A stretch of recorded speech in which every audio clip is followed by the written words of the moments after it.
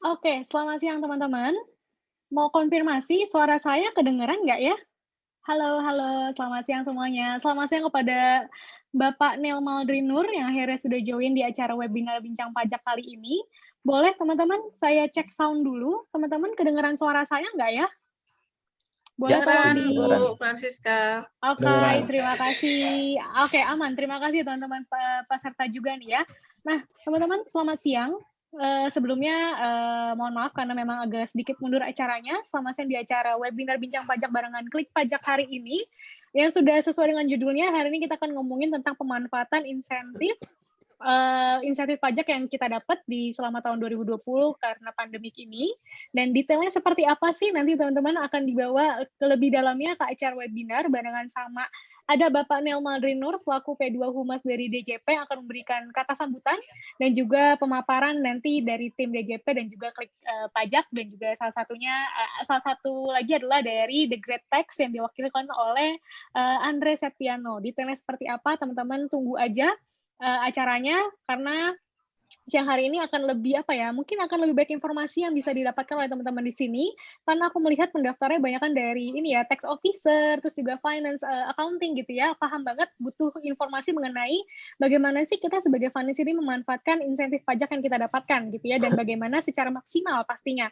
Nah, tapi sabar dulu teman-teman, karena Carla mau menginformasikan dulu, untuk teman-teman di sini ada yang raise hand, aku tahu, mungkin untuk pertanyaannya bisa langsung put aja di kolom Q&A, dicek di dalam Zoom-nya di bagian bawah ada kolom Q&A, teman-teman bisa langsung klik aja, tuliskan pertanyaannya di situ, mau nanya apa sih sebenarnya gitu ya sama, acara siang hari ini. Terus juga teman-teman yang lain apabila merasa pertanyaannya sama dengan teman yang sudah menanyakan di kolom Q&A, boleh bantu upvote aja, supaya pertanyaannya menjadi nomor satu dan kita bisa ngelihat paling atas bahwa inilah pertanyaan yang paling banyak ditanya oleh teman-teman peserta pada siang hari ini. Seperti itu ya rules-nya ya. Dan mungkin, sepanjang acara nanti tidak akan ada yang open mic, gitu. Jadi mohon semua pertanyaannya bisa dituliskan di dalam tab Q&A, sorry, dan juga bisa meng-upvote pertanyaan teman-teman lainnya yang, sama, mirip gitu ya, yang ingin ditanyakan, sehingga bisa ditanyakan lebih dulu. Nah, sebelum memulai acaranya teman-teman, Carla mau muterin satu video dulu dari Klik Pajak. Jadi mohon bersabar dan kita saksikan satu video ini dulu. Hai, perkenalkan, saya Klik Pajak, asisten pajak kamu. Saya dirancang khusus untuk mempermudah hidup kamu, menyelesaikan semua kewajiban pajak. Kamu hanya perlu beri informasi keuangan yang saya butuhkan, dan saya akan mengerjakan pajakmu. Mulai dari mengisi semua informasi ke formulir yang tepat, menghitung pajak kamu dengan akurat sesuai peraturan pajak terbaru, hingga memastikan kamu mendapat sebanyak-banyaknya potongan pajak yang menjadi hak kamu. Saya juga akan memeriksa kembali semua pengisian sudah benar dan aman dari pemeriksaan pajak sebelum melaporkan. Melalui saya, kamu juga bisa langsung membayar kekurangan pajak dan mendapatkan bukti pembayaran online. Dan dengan perintah satu klik, saya akan mengirimkan laporan pajak kamu secara aman dan langsung kembali dengan bukti lapor yang sah dari Ditjen Pajak. Setelah pelaporan selesai, semua bukti akan saya simpan dengan rapi dan selalu siap saat kamu butuhkan. Kamu sudah tidak perlu khawatir lagi untuk urusan pajak, karena saya akan selalu ada bersamamu berbentuk aplikasi yang kompatibel dengan semua perangkatmu. Klik Pajak, urusan pajak jadi lebih mudah. Oke, itu dia tadi salah satu video dari Klik Pajak. Sekali lagi Carla ingetin untuk teman-teman yang sudah mempunyai pertanyaan, boleh langsung taruh aja di tab Q&A, dan di situ bisa upvote juga untuk pertanyaan yang dikiranya sama oleh teman-teman yang lain sudah ditanyakan ya. Jadi tidak perlu 2 kali tanya, tapi bisa bantu upvote aja pertanyaannya, supaya pertanyaan jadi nomor satu dan juga bisa ditanyakan di sesi panel diskusi bersama dengan panelis. Nah, untuk mempersingkat waktu, Carla mengundang, moderator kita pada siang hari ini yaitu Joni Bong. Joni, boleh bergabung dengan Carla? Halo Carla, kedengaran Halo halo, suaranya? kedengeran dong. Oke. Oke, ini dia teman-teman mukanya Joni, jadi selama 1 jam ke depan mungkin Joni akan menemani teman-teman, gitu ya. Untuk waktunya Joni, dipersilakan. Oke, terima kasih Carla. Teman-teman sebelumnya, assalamualaikum, selamat sore semuanya. Semoga di masa pandemi ini kita masih tetap, sehat-sehat aja gitu ya, bisa menjalani aktivitas dengan baik ya Bapak Ibu ya. Nah, hari ini kita udah akan masuk ke sesi webinar tahunan kita sih. Jadi, mungkin Bapak Ibu yang baru join di event online kita rutin banget ngadain event kayak gini.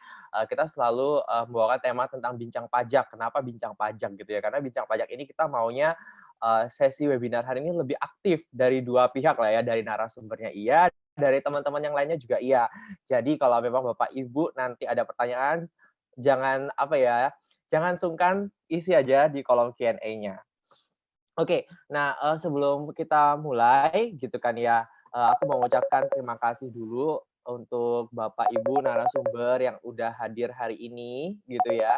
Ada dari tim pelayanan penyuluhan DJP, dari timnya Pak Nil, Bu Inge, pada Pak Dedik. Juga saya terima kasih juga dengan salah satu practitioner tax konsultan yang ada di Indonesia namanya Pak Andre Septiano yang udah buat, partisipasi di event bincang pajak kita hari ini. Oke, nah, untuk membuka saya akan mempersilahkan dulu, Direktur Penyuluhan Pelayanan dan Hubungan Masyarakat, dari Pak Nil. Bisa diisi Pak kata sambutannya, saya persilahkan terlebih dahulu Pak. Baik, terima kasih Mas Joni, Mbak Carla. Ya. Bismillahirrahmanirrahim. Assalamualaikum warahmatullahi wabarakatuh. Waalaikumsalam. Selamat siang, salam sejahtera untuk kita sekalian.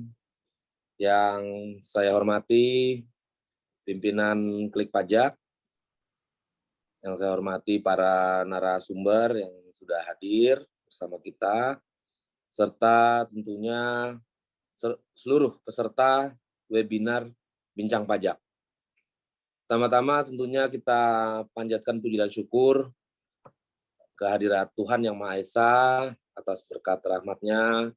Kita semua masih dapat diperkenankan berkumpul untuk menghadiri acara Bincang Pajak bersama Klik Pajak dengan topik implikasi pemanfaatan insentif pajak terhadap pelaporan SPT tahunan. Kami tentunya sangat mengapresiasi acara webinar yang disediakan oleh Klik Pajak sebagai salah satu penyedia jasa aplikasi perpajakan atau PJAP yang terdaftar resmi di Direktorat Jenderal Pajak, serta turut aktif tadi disampaikan selalu membicarakan tentang pajak, memberikan sosialisasi kepada seluruh wajib pajak. Salah satunya adalah kewajiban ini adalah merupakan kewajiban PJAP di dalam membantu DJP di dalam meningkatkan kepatuhan perpajakan secara sukarela atau dalam bentuk kegiatan sosialisasi, kampanye, kebijakan perpajakan, dan juga penyediaan layanan secara pro bono. Bapak, Ibu, teman-teman sekalian yang saya hormati, seperti kita ketahui bahwa di tahun 2020 merupakan tahun yang cukup berkesan ya, atau sangat berkesan dalam sejarah dunia maupun Indonesia. Pada tanggal 11 Maret yang lalu tahun 2020, WHO sebagai organisasi internasional kesehatan dunia telah menetapkan coronavirus sebagai pandemi ya, pandemi global. Pandemi COVID-19 ini berdampak tidak hanya pada aspek kesehatan dan sosial, namun juga tentunya berdampak terhadap aspek ekonomi dan keuangan. Nah, pada aspek ekonomi dan keuangan terlihat adanya perlambatan pertumbuhan ekonomi nasional, kemudian juga adanya penurunan penerimaan negara, peningkatan belanja pemerintah atau negara dan pembiayaan, serta memburuknya sistem keuangan yang ditunjukkan dengan terjadinya penurunan berbagai aktivitas ekonomi domestik. Atas ancaman terhadap aspek ekonomi dan keuangan yang berujung pada kemungkinan datangnya resesi serta ketidakstabilan sistem keuangan kita, maka tentunya perlu diambil langkah-langkah yang luar biasa atau extraordinary. Kenapa hal tersebut perlu kita ambil? Karena ini bukanlah dampak yang kecil ya. semua aspek kehidupan berdampak. Nah, khususnya untuk di bidang perekonomian dan keuangan ini menjadi satu perhatian pemerintah. Nah, salah satu langkah yang ditempuh oleh pemerintah adalah menyusun kebijakan untuk mendukung program ekonomi nasional dalam rangka pemulihan ekonomi pada masa pandemi dan percepatan ekonomi di masa nanti ketika pandemi dapat berakhir. Sementara itu dalam bidang perpajakan, kebijakan-kebijakan di bidang perpajakan ini terfokus pada pemberian insentif perpajakan, khususnya untuk UMKM dan juga industri-industri yang diharapkan mampu memberi stimulus ya di dunia usaha untuk para pelaku usaha agar para pelaku usaha ini dapat bertahan, bahkan dapat berkembang dalam satu situasi yang tidak mudah gitu ya. Jadi inilah kenapa pemerintah perlu mengambil atau menyusun kebijakan-kebijakan khususnya dalam instrumen kebijakan perpajakan, diberikan insentif kepada teman-teman kita yang berkategori UMKM maupun industri-industri tertentu yang memang dianggap berdampak atau bahkan juga bisa justru malah berkembang. Nah, regulasi tentang insentif pajak untuk wajib pajak yang terdampak pandemi telah beberapa kali di tahun 2020, 2021 ya. Ini diterbitkan, diperbarui dan juga ada yang diperpanjang. Nah, terakhir yang diterbitkan adalah PMK 9/PMK 03 tahun 2021 ya. Dalam PMK tersebut diatur perpanjangan waktu insentif pajak yang diperlukan selama masa pemulihan ekonomi nasional dengan memberi kemudahan pemanfaatan insentif yang lebih luas ya. Nah, jadi perluasan insentif pajak sebagai antisipasi dampak ekonomi pandemi COVID-19 ini dapat digolongkan menjadi 6 bentuk insentif ya. Yang pertama nanti ada PPh pasal 21 ditanggung pemerintah, kemudian ada PPh final untuk UMKM itu ditanggung pemerintah juga, kemudian ada PPh final ditanggung pemerintah pada sektor padat karya tertentu. Kemudian yang keempat ada pembebasan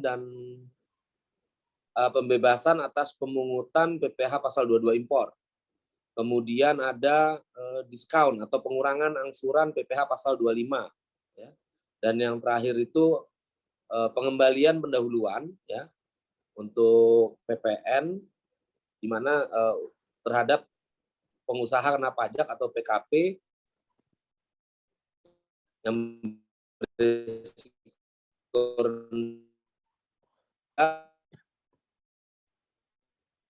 miliar rupiah ya. Nah, realisasi insentif sendiri ya untuk dunia usaha termasuk insentif perpajakan dalam program pemulihan ekonomi nasional atau biasa disebut PEN ya. Sepanjang tahun 2020 mencapai 56,2 triliun rupiah. Nah, program PEN bertujuan ya untuk mendukung perekonomian, khususnya perekonomian dalam hal ini bagaimana kemampuan ekonomi dari pelaku usaha ya, baik sektor real maupun sektor keuangan termasuk UMKM ya. Ini diberikan dukungannya ya. Nah, selain untuk menjaga keberlangsungan dunia usaha ya, diharapkan daya beli masyarakat ya, misalnya tadi ada PPh 21 tentang pemerintah ya. Nah, daya beli masyarakat itu bisa terjaga ya, bisa terjaga dengan PPh pasal 21 tentang pemerintah untuk karyawan ya. Jadi sehingga yang tadinya harusnya dibayarkan untuk dipotong pajaknya, nah ini kita tanggung pemerintah sehingga diharapkan take home pay dari seorang karyawan menjadi lebih tinggi, kemudian dia mempunyai daya beli yang lebih baik, dia bisa konsum lebih banyak, Nah, ini bisa menggerakkan ekonomi secara keseluruhan. Dan juga terakhir kemarin kita dengar ada insentif pajak untuk perumahan dan juga PPNBM untuk kendaraan bermotor yang memenuhi syarat-syaratnya. Nah, ini karena bidang-bidang ini juga terkait dengan sektor-sektor lain yang begitu banyak di bawahnya. Nah, jadi ini diberikan insentif sehingga nanti diharapkan ini bisa menggerakkan sektor-sektor lainnya untuk sama-sama kita bisa menghadapi situasi yang sulit ini. Nah, kembali kepada pelaporan SPT tahunan, terkait dengan pelaporan SPT tahunan 2020, pelaporan tentunya tetap mengikuti ketentuan pelaporan SPT tahunan baik orang pribadi maupun badan. Seperti tadi saya lihat sudah ada di running text itu ya di salah satu televisi swasta. Di sana tertulis bahwa Direktorat Jenderal Pajak tidak melakukan relaksasi atau memundurkan batas waktu untuk pelaporan SPT tahunan orang pribadi. Ya, kalau tahun lalu ada relaksasi, nah maka tahun ini tetap akan berakhir pada untuk SPT orang pribadi akan berakhir pada tanggal 31 Maret. Nah, pelaporan insentif tentunya dilakukan terpisah ya melalui laporan realisasi pada menu e-reporting insentif COVID-19. Ya. Nah, ini tentunya akan nanti bisa didiskusikan di sini juga apa memberikan dampak. Kemudian untuk di awal tahun 2021 ini ya komitmen pemerintah terhadap vaksinasi dan insentif perpajakan tentunya memiliki peran penting terhadap perekonomian.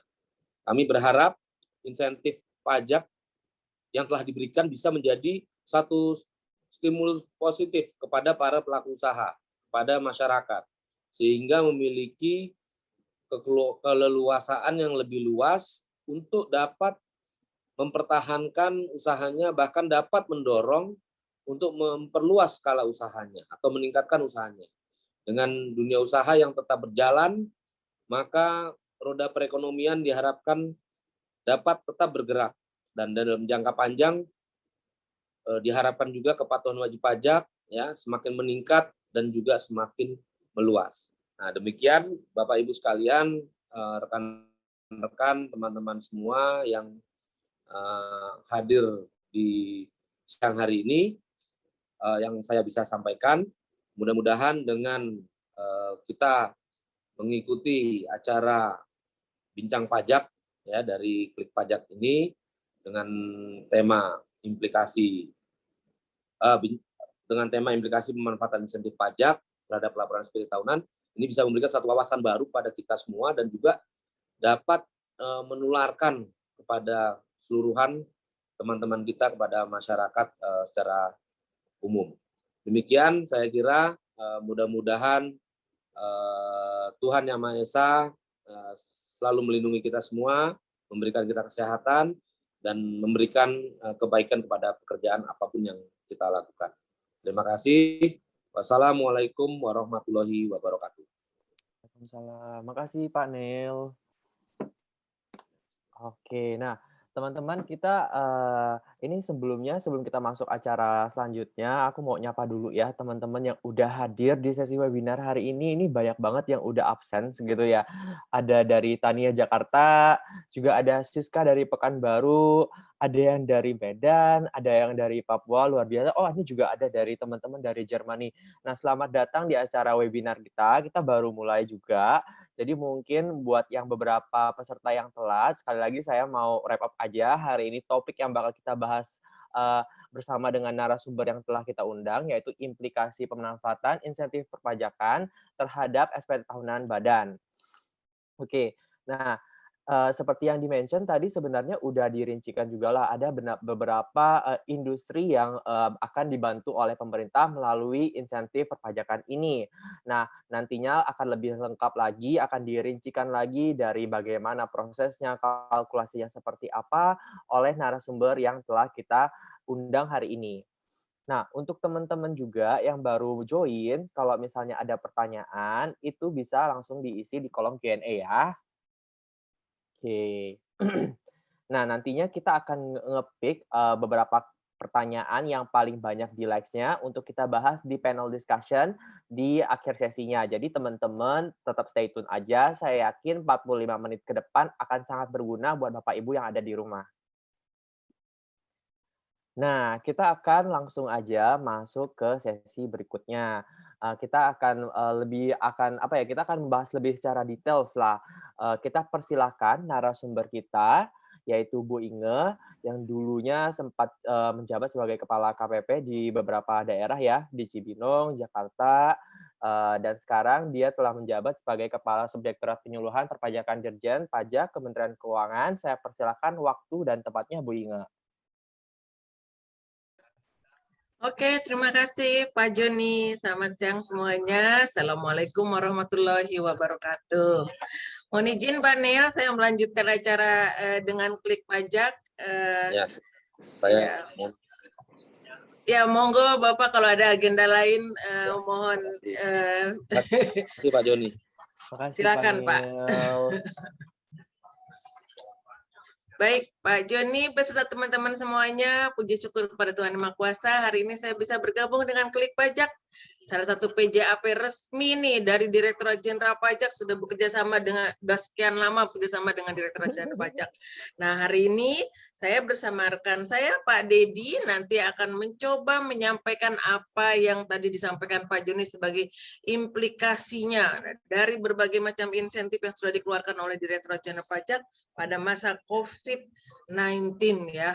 Tadi Pak Nel juga sudah menceritakan bagaimana pemerintah harus mengambil tindakan gitu kan, supaya apa? Jangan sampai kita kebawa COVID, semua bukan menikmati COVID sih, semua menyerah dengan COVID-nya gitu loh. Tapi ada hal-hal tertentu yang memang harus kita lakukan supaya selain kita berusaha untuk memperbaiki kesehatan kita, tapi juga tetap secara perekonomian tidak terganggu. Nah, siang hari ini kita coba bahas tuntas. Saya senang nih Pak Joni, ternyata dari berbagai wilayah ikut bergabung dengan kita semua ya pada hari ini. Dan tadi saya sudah ngecek di Q&A, udah banyak bener yang ngantri nih kayaknya, udah banyak yang ngantri langsung di Q&A-nya. Siap-siap lah, nanti saya sama Pak Dedi mencoba untuk bisa menjawab semuanya. Sorry, tadi waktu saya sama Pak Dedi 45 menit untuk menyampaikan saja, atau ada panelis lain yang nanti akan bergabung dalam waktu 45 menit itu? Nanti bakal ada kurang lebih 20 menit akan diisi dari Pak Andre juga, Bu. Oke, berarti kami sekitar 25 menit ya? Kodet ya. Oke, siap. Terima kasih. Baik, Bapak Ibu semuanya, boleh langsung ke next slide, karena di sini saya akan menyampaikan tadi apa kata Bapak Presiden kita katanya. Kebijakan kesehatan itu dan pemulihan ekonomi sejatinya harus berjalan beriringan dengan penuh kecermatan dan kehati-hatian. Tidak bisa hanya berfokus pada urusan ekonomi, namun mengabaikan urusan kesehatan. Tidak bisa juga berkonsentrasi penuh pada urusan kesehatan, namun mengganggu atau membiarkan ekonomi terganggu. Kita tahu COVID-19 sudah menyebabkan banyak orang yang menjadi WFH, bahkan anak sekolah sekarang semua belajar dari rumah. Gitu. Sekarang kantor berasanya tidak seperti kantor dulu. Dulu ramai kalau di kantor nih Pak Joni. Sekarang di kantor pajak sepi, gitu kan. Dan bahkan beberapa aplikasi pelayanan sekarang kita alihkan kepada online secara digital. Memang ada barangkali beberapa wajib pajak yang merasa ini merupakan apa ya, maunya mereka ketemu langsung sama orang pajak kalau butuh apa-apa gitu. Nah, kita harus karena keadaan supaya kesehatan kita juga terjaga, kita mencoba mengalihkan beberapa layanan kepada produk digital. Mohon dimaklumi barangkali untuk yang katanya internet yang masih susah gitu. Teman-teman kami tetap siap di kantor, tapi kita juga harus menjaga kesehatan dengan melakukan berbagai macam protokol kesehatan yang dilakukan pada saat melakukan tatap muka di kantor pelayanan pajak. Nah, tadi kalau Pak Jokowi bilang jangan sampai kita terlena dengan masalah kesehatan, ekonomi terganggu, nah makanya kita harus berjalan dua-duanya. Dengan cara apa kita melakukannya? Dengan memberikan berbagai macam kebijakan-kebijakan, dan untuk kami akan menyampaikan ini khususnya kebijakan di bidang perpajakan. Pada slide berikutnya kita bisa melihat latar belakangnya apa sih gitu. Kenapa kita memberikan berbagai macam insentif tadi. tadi merupakan bencana nasional yang jelas COVID-19 ini, mempengaruhi stabilitas ekonomi dan produktivitas masyarakat. Banyak sekali wajib pajak mengatakan, waduh Bu, usaha lagi susah nih, gitu. Jangan nyuruh kita bayar pajak dong, katanya gitu. Waduh Bu, jualan saya nggak laku nih Bu, udah berapa lama saya nggak jualan gitu. Aduh Bu, suami saya sakit, jadi nggak bisa usaha. Banyak sekali hal yang dilakukan oleh kepada pemerintah, gitu. Bukan hanya masyarakat wajib saja, tapi juga masyarakat umumnya. Sehingga pemerintah harus mengambil langkah, gitu. Mengambil langkah yang berani untuk bisa melakukan sesuatu supaya stabilitas ekonomi dan produksi masyarakat bisa terjaga. Nah, kemudian untuk melakukan penanganan dampak dari pandemi COVID-19 tadi, perlu dilakukan perpanjangan waktu insentif perpajakan. Nah, jadi kita tahun lalu sudah memberikan insentif perpajakan nih, kita batasi sampai dengan akhir tahun, Desember 2020. Tapi ternyata gitu kan sekarang masih ternyata masih terasa ada pandemi COVID ini, masih terasa dampaknya walaupun vaksin sudah diberikan kepada beberapa orang yang tentunya menurut prioritasnya ya. Nah, untuk itu makanya dilakukan perpanjangan waktu pemberian insentif agar masa pemulihan ekonomi nasional ini jadi bisa memberikan kemudahan pemanfaatan insentif yang lebih luas. Jadi lebih waktunya diperpanjang, ada juga beberapa perluasan insentifnya. Seperti tadi Pak Nel bilang, bahkan sekarang kita menambah ke masalah mobil mewah dan mobil dan rumah gitu kan, yang sebelumnya tidak mendapat insentif sekarang diberikan insentif juga karena memang pandemi ini masih dirasakan memberikan dampak terhadap perekonomian masyarakat di Indonesia. Nah, untuk itu makanya diperlukan adanya penggantian atau merevisi beberapa ketentuan yang sudah dikeluarkan pada tahun 2020 yang lalu. Terakhir kita ada PMK 110, dari mulai PMK 86 itu sampai dengan 110 itu hanya mengganti, bahkan ada beberapa hanya menambah klasifikasi lapangan usahanya. Dari tadinya cuma sedikit gitu ya. Yang terdampaknya tadinya misalnya cuma bagian ini aja, produksi misalnya. Tapi terus meluas akhirnya. Konstruksi juga minta, kemudian yang lain juga sama, industri yang lain juga sama gitu. Hanya yang barangkali kesehatan aja ya, industri kesehatan yang katanya meningkat pada saat pandemi ini. Tapi bukan berarti kita juga tidak memperhatikan industri.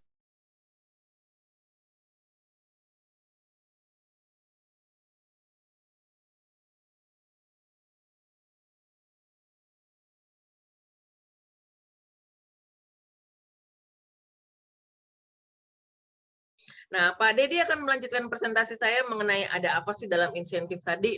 Saya akan tetap di sini, Pak Joni, dan Bapak Ibu semuanya, nggak kemana-mana, tapi kita akan bergabung lagi nih pada saat diskusi. Silakan Pak Dedi dilanjutkan dulu. Ya, terima kasih Bu Inga. Mungkin sebelumnya cek suara, apakah terdengar Pak Joni dan rekan-rekan? Halo Pak Dedi, terdengar ya, jelas. Terdengar. Okay. Terdengar jelas ya, oke. Terima kasih Bu Inga. Ya, tadi paparan Bu Inga terkait dengan latar belakang diterbitkannya kebijakan tentang insentif. Mungkin bisa next.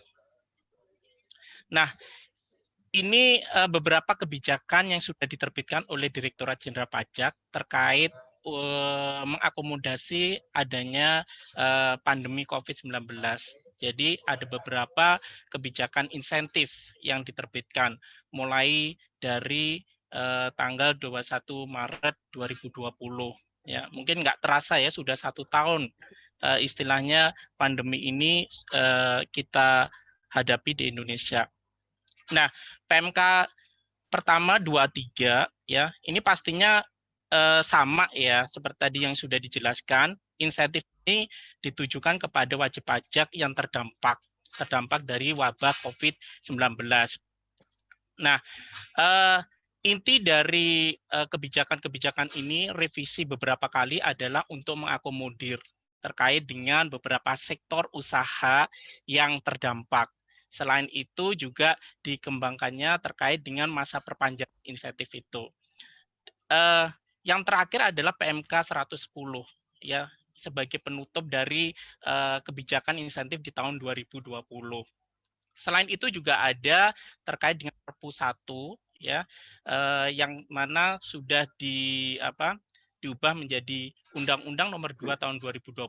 Ini terkait sebenarnya juga bagian yang tepat ya di saat di tahun 2020 ada penurunan tarif. Ya, untuk berikutnya, slide berikutnya. Nah, ini gambarannya, Bapak Ibu, gambaran bagaimana perbandingan terkait perluasan insentif pajak antisipasi dampak ekonomi pandemi COVID-19. Mungkin tadi juga sudah disampaikan oleh direktur kami bahwasanya ada 6 area yang diatur di dalam kebijakan PMK 9 ya 2021 ini. Ya mungkin tidak berbeda jauh dengan 6 area yang sudah dikembangkan yang dibuat oleh pemerintah sesuai PMK 110 tahun 2020. Yang pertama terkait dengan PPh pasal 21. Ya, bentuk insentifnya adalah ditanggung pemerintah. Secara persyaratan masih sama, ya, pemberi kerja itu istilahnya sektor usahanya ya terdaftar sesuai dengan lampiran di dalam peraturan. Hanya di sini ada perluasan Bapak Ibu yang semula yang tadinya mungkin tidak nyampe 1.000 ya di awal PMK ini terbit di PMK 23, kemudian berkembang menjadi 1.189 sektor usaha yang diberikan fasilitas. Yang kedua terkait dengan PPh 21 yang ditanggung pemerintah ini, yang jelas pegawainya merupakan pegawai yang memiliki NPWP dan memperoleh penghasilan rutin teratur dan tetap dengan batasan 200 juta. Ini masih sama ya Bapak Ibu ya. Terus kemudian yang kedua terkait dengan PPh final UMKM ditanggung pemerintah ya.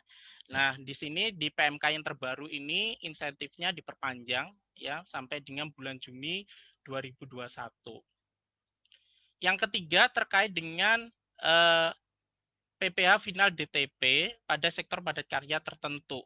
Ya, ini sebenarnya tujuannya untuk mempercepat proses dari pembangunan peningkatan tata guna air irigasi. Jadi ini ada prioritas ya, sektor prioritas yang menjadi apa istilahnya menjadi keinginan pemerintah ya untuk meningkatkan sektor ini.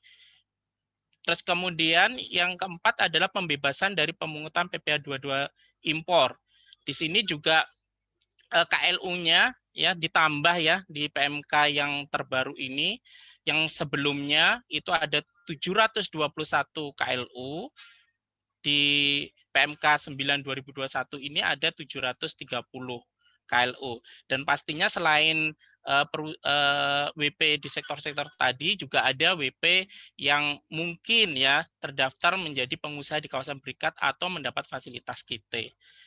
Insentif sama diperpanjang sampai 30 Juni 2021. Kemudian terkait dengan pengurangan angsuran PPh 25. Nah, di sini juga insentif yang sangat menarik ya karena angsuran PPh 25 ini dapat potongan 50%. Ya, jadi sangat menarik bagi pelaku usaha untuk bisa memanfaatkan insentif ini. Di PMK 110 2020 ya, jumlah KLU-nya itu ada 113 Bapak Ibu. Di PMK yang terbaru ini ditambah menjadi 118. Jadi ada beberapa tambahan. Nanti Bapak Ibu juga bisa melakukan pengecekan ya apakah sektor usaha Bapak Ibu itu berhak untuk mendapatkan insentif ini. Yang terakhir adalah pengembalian pendahuluan. Ini masih tetap yaitu sampai dengan 5 miliar. Di mana pengembalian pendahuluan ini sektornya juga ditambahkan menjadi 725 sektor yang sebelumnya 716 sektor. Next. Nah, sesuai tadi di timeline kebijakan yang sudah diterbitkan oleh pemerintah, ada Perpu nomor 1 tahun 2020 yang sudah diundangkan menjadi Undang-Undang nomor 2 tahun 2020. Salah satu pengaturannya di dalam kebijakan tersebut terkait dengan penurunan tarif. Jadi yang semula di Undang-Undang perpajakan tarif untuk khususnya yang WP badan, wajib pajak badan itu yang tadinya 25% ya. itu menjadi 22% untuk tahun pajak 2020 dan 2021. Dan akan turun lagi menjadi 20% di tahun pajak 2022 dan seterusnya. Selain itu, bagi wajib pajak badan yang go public dengan persyaratan pastinya ya, dengan persyaratan akan diturunkan lebih rendah ya, lebih rendah yang semula mungkin Bapak Ibu ketahui di peraturan sebelumnya itu dari 25% menjadi diturunkan 5% menjadi 20%, dan di kebijakan yang terbaru ini yang 22 menjadi 19% dan yang 20% menjadi 17% untuk tahun pajak 2022. Next.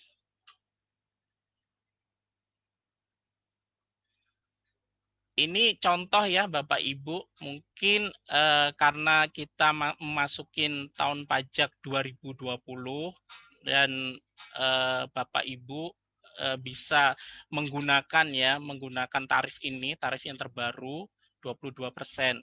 Jadi di layar muncul contoh bahwasanya ada PT Damai ya memiliki penghasilan kena pajak di tahun 2020 sebesar 3.640 juta. Nah, berapakah PPh yang terutang tahun pajak 2020? Yaitu 22% dikali 3.640 juta. Jadi pajak yang terutangnya adalah 800.800.000. Jadi sesederhananya seperti itu Bapak Ibu. Karena kalau penghitungan PPh terutang untuk wajib pajak badan itu sifatnya single tax. Jadi hanya berlaku satu tarif. Selanjutnya. Nah, kredit pajak. Bapak Ibu pasti juga sudah memahami bahwasanya ada potongan-potongan atau pemungutan pajak yang bisa menjadi kredit pajak yang bisa menjadi pengurang pajak yang terutang ya. Di sini ada yang sumbernya dari PPh pasal 22. Jadi pemotongan atau pemungutan atas mungkin kegiatan impor atau transaksi lainnya ya yang sifatnya sudah ditentukan melalui peraturan Menteri Keuangan. Yang kedua terkait dengan PPh pasal 23. Ini biasanya pemotongannya atas persewaan harta selain tanah dan atau bangunan. Dan biasanya ini juga di masa-masa seperti ini banyak ya digunakan ya, apalagi yang di sektor kesehatan. Itu biasanya banyak persewaan terkait mungkin ventilator, kemudian bisa jadi alat-alat medis yang bisa atau laboratorium yang bisa disewakan. Selanjutnya adalah pembayaran angsuran PPh 25 yang sudah dilakukan oleh wajib pajak. Ini juga menjadi kredit pajak. Dan yang terakhir adalah PPh 24, ini atas penghasilan yang diterima oleh wajib pajak atas penghasilan yang diterima wajib pajak dari luar negeri. Ini ada pemotongan ya. Ini bisa dilakukan pengkreditan sebagai kredit pajak juga. Selanjutnya. Nah, sebenarnya terkait insentif pajak yang diberikan sebenarnya implikasinya banyak ya Bapak Ibu. Ini mungkin kita bisa berkembang di diskusi saja ya. Ini saya ambil contoh ya terkait dengan pengurangan angsuran PPh 25. Next.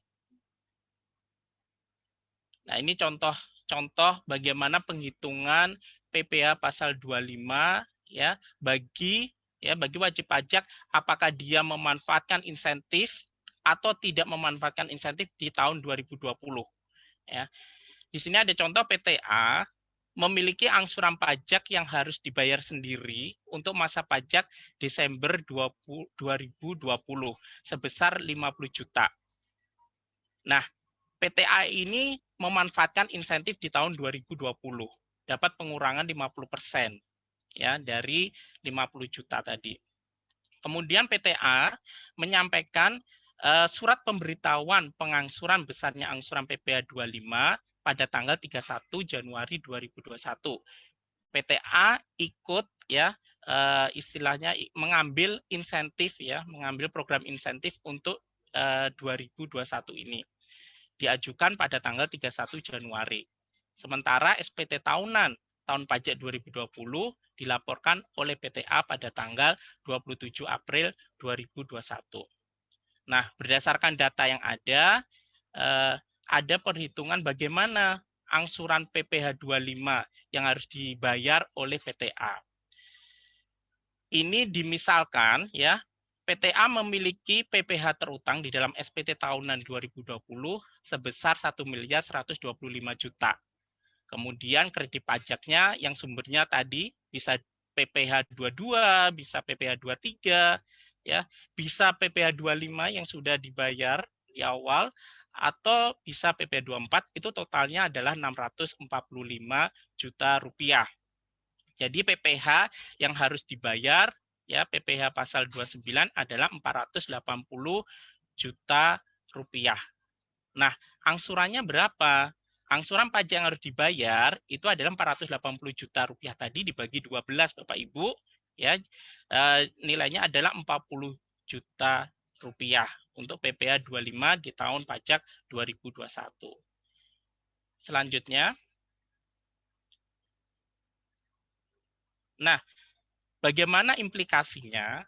Nah, di sini Bapak Ibu bisa perhatikan, bagi wajib pajak yang tadi sudah memanfaatkan, dalam hal ini PTA yang sudah memanfaatkan insentif COVID tadi di masa pajak Desember 2020, ya, yang sudah mendapatkan diskon lah ya, pengurangan 50%, ya. Jadi untuk angsuran PPh 25 masa pajak Januari 2021 sampai dengan Maret 2021 adalah 50 juta. Kenapa ini bisa sampai bulan Maret? Tadi dicontoh bahwasanya PTA melaporkan SPT-nya di akhir, ya, sebelum jatuh tempo, yaitu tanggal 27 April 2021. Jadi penghitungan PPh pasal 25-nya itu dihitung berdasarkan, ya, PPh 25 di masa pajak terakhir tahun pajak 2020, yaitu di masa pajak Desember tadi, yaitu nilainya sebesar 50 juta rupiah. Ini bagi yang memanfaatkan insentif di masa pajak Desember, ya. Kemudian sisanya, ya, di 2021 karena PTA tadi mengajukan, ya, pemberitahuan memanfaatkan insentif pajak untuk COVID ini yang 2021, PTA ini mendapatkan diskon, ya, diskon 50% dari pajak terutang di 2021 yang nilainya tadi adalah 40 juta, Bapak Ibu. Jadi untuk PPh 21-nya setelah mendapatkan pengurangan 50% adalah 20 juta untuk masa pajak April 2021 sampai dengan Juni 2021. Bagaimana dengan Juli, ya? Juli 2021 sampai nanti 2022, misalkan sampai bulan Maret yang sama.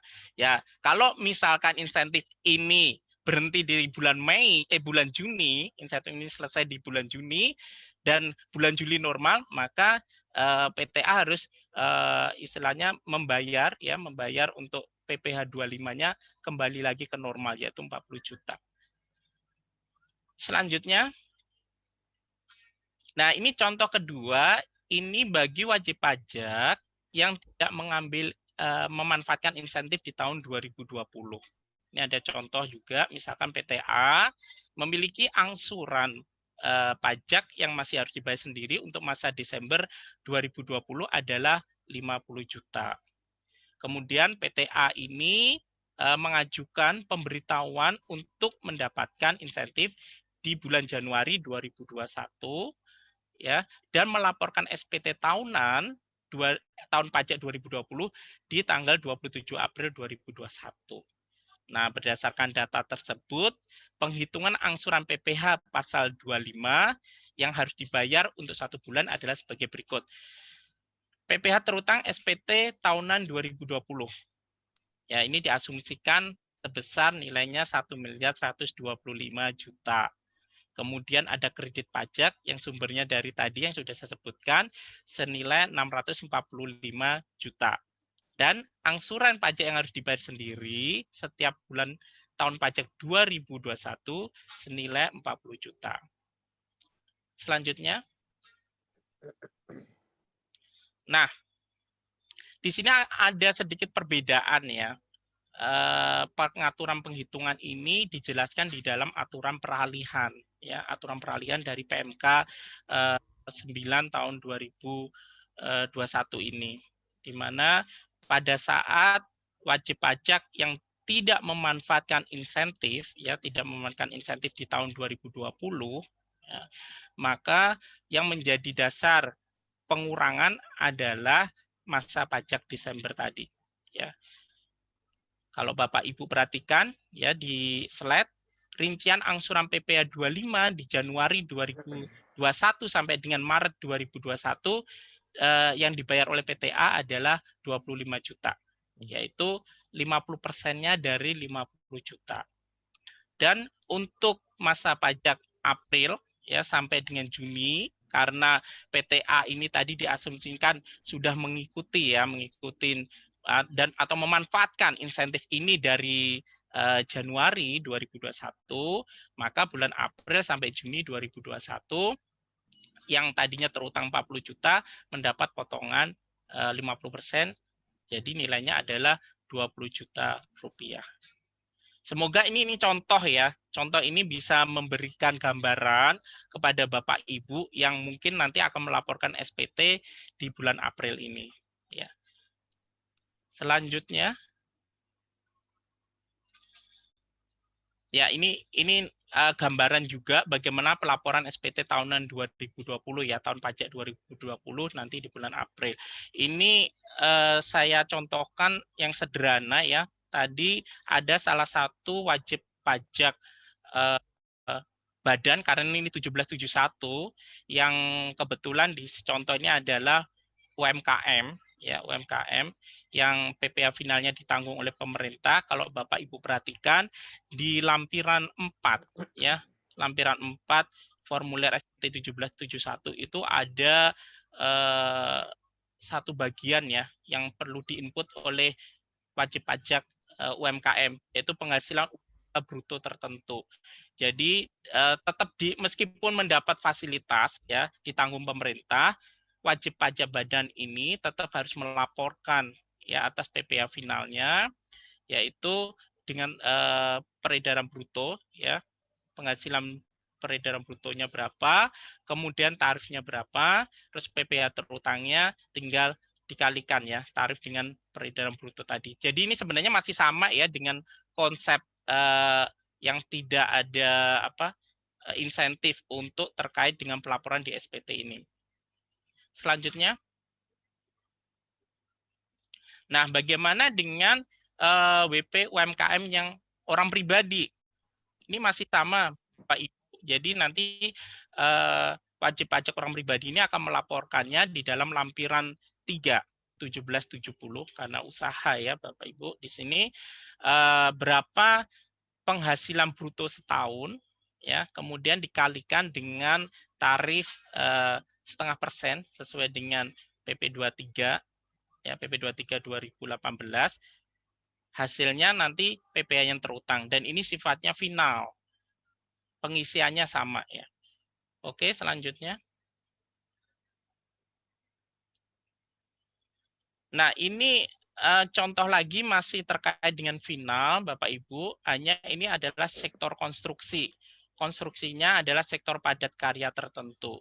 Jadi sudah dikunci ya Bapak Ibu untuk yang mendapatkan fasilitas ini adalah untuk yang terkait konstruksi adalah sektor padat karya tertentu. Nah, pengisiannya mungkin Bapak Ibu juga sudah familiar bahwasannya sesuai dengan PP 51 ya tahun 2008 tentang jasa konstruksi itu kan ada dibagi 3 ya. Ada perencanaan, pelaksanaan, dan pengawasan. Dan masing-masing itu mempunyai tarif ya, mempunyai tarif yang berbeda-beda.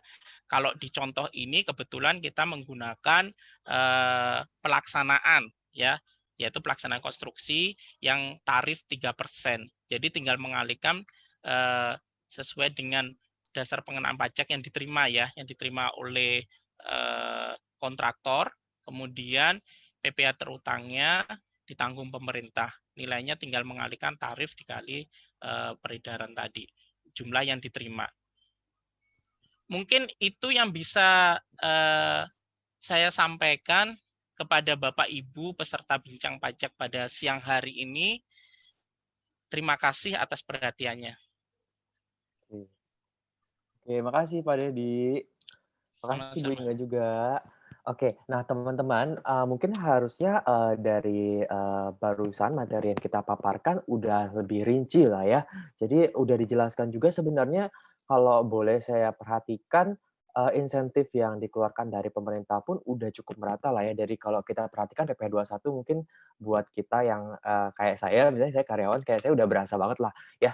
Kita dapat apa ya, take home pay kita lebih oke lah gitu kan ya. Itu yang pertama. Belum lagi juga kayaknya tadi peraturan terbaru dari rumah gitu ya, sama juga mobil mungkin buat kita yang kerja gitu kan ya, dan memang mau ada uang buat spend bisa lebih murah juga kelihatannya ya. Jadi aku rasa banyak banget kalau teman-teman nyaksin dari awal sampai akhir, insentif-insentif pajak itu yang dikeluarkan dari pemerintah itu benar-benar untuk apa ya, supaya roda perekonomian dari level yang kayak individual kayak saya dan Bapak dan Ibu di rumah sampai ke corporate pun berjalan dengan lancar gitu kan ya. Nah, mungkin ini briefly aja nih, ada banyak banget pertanyaan dari teman-teman juga yang di rumah. Seputar pertanyaannya tuh sebenarnya simple sih ya. Ini kalau saya boleh rekap itu kayak gini nih Pak dan Ibu Inga. Mungkin bisa dibantu jawab dulu lah ya, ini ya 1-2 pertanyaannya. Jadi pertanyaannya sih, lebih ke arah gini loh, "Pak, Bu, saya mau pakai insentifnya," katanya, "tapi, saya nggak tahu gimana caranya," gitu kan ya. Nah, mungkin ini aku boleh kasih inilah ya, dari apa yang aku simak dari hari ini, mungkin pertama-tama teman yang di rumah boleh ngecek dulu PPh apa yang, teman-teman di rumah mau ajukan insentifnya, lalu cek KLU-nya ya, karena memang, di setiap, insentifnya itu ada KLU yang di-support dan tidak di-support, tapi memang kebanyakan di-support. Jadi teman-teman make sure aja sebelum mau mengajukan, dicek itu terlebih dahulu. Aku yakin juga kalau KLU-nya udah termasuk dalam listnya, pasti prosesnya juga jauh lebih gampang lah, gitu kan ya. Nah, tapi mungkin yang keduanya itu yang perlu di ini ya Pak Bu ya. Jadi banyak banget teman-teman yang di rumah itu mau mengajukan, tapi medium sosialisasinya sekarang dari DJP untuk menginformasikan proses insentif ini kan mungkin sejak Covid lah ya, Bu, ya. Jarang juga mungkin ada teman-teman yang biasanya ke kantor KPP gitu, harus ketemu banget gitu ya. Nah, ini tuh sekarang prosesnya gimana ya, Pak, Bu, ya kalau boleh tahu? Mungkin boleh sambil di-share sedikit lah ya, Pak, Bu. Oke, ya makasih Pak Joni. Iya nih saya juga udah baca Q&A, udah langsung panjang banget yang komen dan yang bertanya ini katanya. Sebetulnya, nah ini untuk insentif ini kita sudah juga berusaha untuk secara elektronik. Jadinya Bapak Ibu tidak perlu datang ke KPP, tapi cukup dengan buka di website kita di DJP online. Nanti bisa mengajukan, di situ ada pilihan kok mau insentif yang mana gitu loh. Namanya apa, Mas Dedi? Ininya linknya itu saya lupa. DJP online Ibu, di DJP Di online. DJP Iya. online ya, DJP online nanti di situ ada kok pilihannya apabila ingin memanfaatkan insentif. Mau ditanya nanti mau yang 21 kah, mau yang PPN kah, mau yang PPh 22 kah. Dan nanti apabila Bapak Ibu sudah mengajukan dengan mengisi biasalah informasi yang umum, nanti sistem akan bekerja mengecek gitu loh. Apakah memang KLU yang Bapak Ibu miliki itu sudah sesuai untuk mendapatkan insentif tadi. Nah, kalau sudah sesuai berarti nanti akan ada pemberitahuan bahwa boleh memanfaatkan insentif tadi. Satu hal tadi yang menjadi banyak pertanyaan juga, bagaimana cara ngelaporinnya gitu ya Pak John, kalau udah dapat gitu, saya mesti lapornya gimana? Mesti bikin lagi nggak laporan, dikumpulin lagi nggak dibalikin ke kantor pajak lagi nggak? Nggak, lapornya itu tetap secara online juga gitu loh. Membuat laporannya tapi disampaikannya secara online. Kita berusaha mengurangi tatap muka. Nah, kenapa saya meraise isu mengenai pelaporan ini? Karena apa? Saya berharap semua wajib pajak yang meminta insentif itu menyampaikan laporan pemanfaatannya. Karena apa? Apabila itu tidak dilaporkan, itu jadi seolah-olah berarti dia tidak memanfaatkan insentif itu. Gitu loh. Dia akan menjadi nanti maksudnya gini, saya udah bilang saya mau memanfaatkan PPh final DTP ditanggung pemerintah UMKM misalnya. Jangan cuma daftar aja tapi nggak lapor gitu loh. Itu kan namanya dia belum memanfaatkan kalau seperti itu. Ada kemungkinan nanti akan ditagih lagi gitu. Nah, selain itu juga untuk apa? Kalau sudah lapor, paling tidak pemerintah mengetahui bahwa memang insentif yang disediakan pemerintah itu dimanfaatkan oleh seluruh wajib pajak yang membutuhkan. Jangan mentang-mentang katanya, ditanggung pemerintah, udah kita UMKM, nggak usah bayar pajak nih rame-rame cuti gitu. Tapi nggak ngajuin, nggak lapor, itu sama aja nggak memanfaatkan namanya kalau seperti itu. Itu sih yang penting Pak John. Betul-betul. Jadi sebenarnya insentif ini sudah disediakan dengan prosedural yang ditetapkan lah ya, selama sama-sama taat, harusnya prosesnya nggak susah lah gitu ya Bu ya, bertanggung jawab lah kita berdua ya. Oke. Izin boleh menambahkan? Silakan Pak Deddy. Ya, supaya nanti lebih lengkap ya Bu Inge ya informasinya. Iya, silakan Pak Deddy. Jadi bagi wajib pajak yang ingin memanfaatkan fasilitas ini ya seperti tadi Ibu Inge sudah sampaikan, mengakses melalui DJP online, dan pastinya bagi wajib pajak yang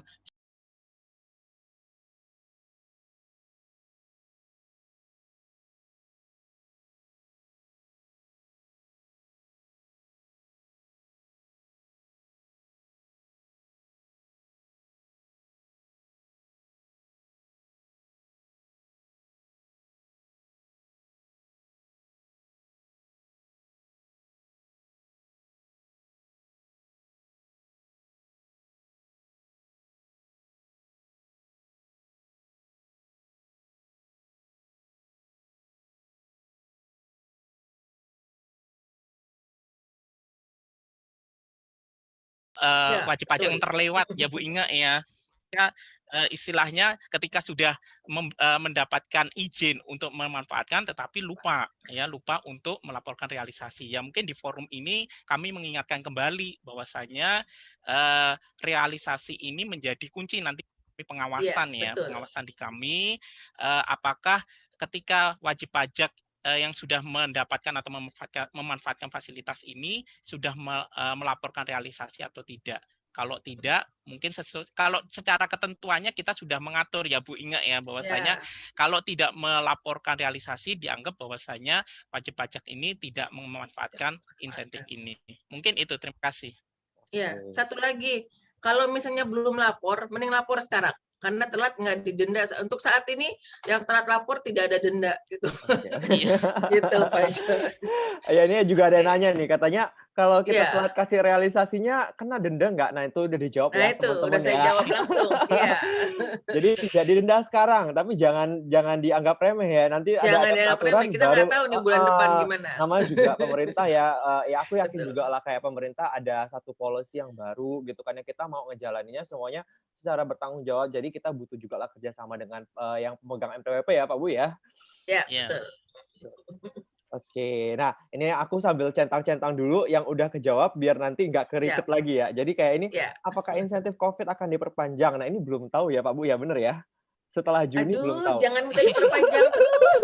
Kita kapan nerima pajak ini katanya kalau mau dikasih insentif terus gitu.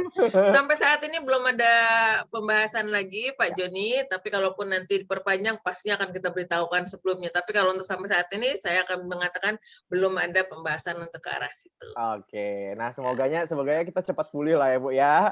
Ya, harapannya gitu. Bukannya kita pengen pandemi terus, tapi jangan minta insentif terus juga gitu kan. Nah Ibu, ini satu lagi nih Bu, ini kayaknya banyak kaum milenial juga yang nanya, kayaknya banyak kaum milenial tuh yang ada yang main saham, ada yang terima dividen dari saham. Nah itu sebenarnya ada dapat insentif-insentif nggak sih Bu kalau area sana Bu? Nah ini nih, dividen mau minta insentif juga gitu loh. Ada yang nanya masalah dividen. Tadi saya juga udah baca. Aduh, ini yang main milenial atau siapa nih? Saya ini harus ini sebetulnya termasuk insentif nggak ya? Karena ini merupakan peraturan pelaksanaan dari Undang-Undang Cipta Kerja bahwa dividen sekarang dikecualikan sebagai objek pajak, gitu kan? Namun ada persyaratannya bahwa dividen itu harus diinvestasikan lagi di Indonesia gitu loh. Yang jelas di Indonesia mau dapat dividen dalam negeri, luar negeri, itu semua harus diinvestasikan lagi. Dan ingat dividennya harus lewat RUPS ya, bukan yang asal main belakang lo ngasihnya gitu. Harus ada RUPS-nya, diberikan dividen jelas jumlahnya berapa. Nah, sejumlah itulah semuanya harus diinvestasikan lagi di dalam negeri. Dalam bentuk apa? Ininya investasinya. Misalnya ada beberapa contoh sebentar nih. Misalnya mau beli SBN ya kan, itu bisa, atau ini obligasi atau sukuk BUMN itu juga bisa. Tapi ingat harus yang diawasi oleh OJK ya, gitu. Jangan sembarangan obligasi yang diingatkan, yang diminta gitu loh. Investasi keuangan termasuk yang bank syariah juga itu boleh gitu. Yang jelas semua pendapatan dividen tadi harus diinvestasikan lagi di Indonesia. Dan ini sama dengan tadi ada pelaporannya. Jadi jadi setelah diperoleh, diinvestasikan, nanti ada laporan realisasi investasi seperti apa, kemudian seperti halnya teks amnesti dulu kan gitu loh. Ya. Sudah direpatriasi, kemudian diinvestasikan di Indonesia, kemudian dilaporkan kira-kira gimana hasil investasi tadi, apakah masih diinvestasikan atau tidak ya. Gitu sih Pak Joni. Oke. Berarti tetap ada lah ya, udah sampai kayak perihal kecil dividen pun udah di cover lah ya dari insentif perpajakan ini. Betul. Aduh, iya. tinggal teman-teman yang penting ajukan gitu kan ya. Cek dulu boleh atau enggak, ajukan, lalu jangan lupa laporan realisasinya selalu dikomunikasikan. Iya, betul sekali. Oke, nah Nah, waktu kita mungkin buat bahas yang sesi pertama nih udah cukup dulu nih Pak Dedi dengan Bu Inge. Nanti mungkin Bapak Ibu tolong stay tune juga karena di akhir sesi nanti kita akan ada panel yang lebih luar biasa kayaknya nih. Siap. Oke. Nah, kita akan langsung masuk ke sesi selanjutnya. Mungkin teman-teman yang di rumah, aku yakin tadi udah cukup nge-address beberapa isu yang banyak ditanyakan lah ya. Jadi aku akan langsung masuk ke materi selanjutnya. Nah, materi selanjutnya ini kita juga sebenarnya akan membahas implikasi daripada insentif pajak ke SPT tahunan badan. Tapi mungkin narasumbernya ini berbeda. Kenapa berbeda? Ini selaku dari practitioner, edukator juga, salah satu tax konsultan yang ada di Indonesia. Kalian teman-teman bisa cek juga di Instagram, di websitenya, namanya The Great Tax. Selaku partner dari The Great Tax Consulting, saya undang Pak Andre Septiano yang juga udah berpengalaman di industri pelaporan perpajakan kurang lebih 4-5 tahun ya. Jadi ini narasumber yang akan kita hadirkan itu juga udah tahu siklus-siklus perpajakan di Indonesia lah. Saya yakin juga nanti kalau misalnya ada pertanyaan-pertanyaan yang lebih teknikal bisa di-share, kita akan juga coba jawab di sesi yang kedua ini. Oke, tanpa harus saya tunda-tunda lagi, saya persilahkan waktu dan tempatnya Pak Andre. Ya, terima kasih Pak Joni atas introduction-nya. Sebelumnya saya ingin mengucapkan selamat siang kepada yang terhormat dari tim DJP. Ada Pak Nil selaku Direktur dari P2 Humas DJP. Ada Bu Inge, ada Pak Didik. Pak Didik, saya mengucapkan selamat siang dan mohon izin untuk bergabung, ngobrol-ngobrol, bincang-bincang sama para rekan-rekan wajib pajak dan juga business owner yang udah ada di event ini. Selamat siang para business owner dan juga mungkin ada beberapa yang merupakan staff dari perusahaan. Terus juga selamat siang untuk teman-teman para mungkin senior dan juga para teman-teman konsultan pajak yang ada di Indonesia ini. Sebelumnya John, saya rasa pribadi udah banyak banget tuh yang diceritain sama Pak Dedi, udah banyak yang diceritain sama Bu Inge dari selaku DJP gitu kan. Udah banyak lah sosialisasinya tadi yang diceritain. Jadi mungkin saya di sini lebih akan banyak cerita dari sisi business owner, karena saya sendiri adalah mungkin sedikit intro. Saya Andre Septiano, saya adalah founder dan juga CEO dari The Great Tax, Certified Tax Consultant di Indonesia. Saya pribadi adalah merupakan konsultan pajak.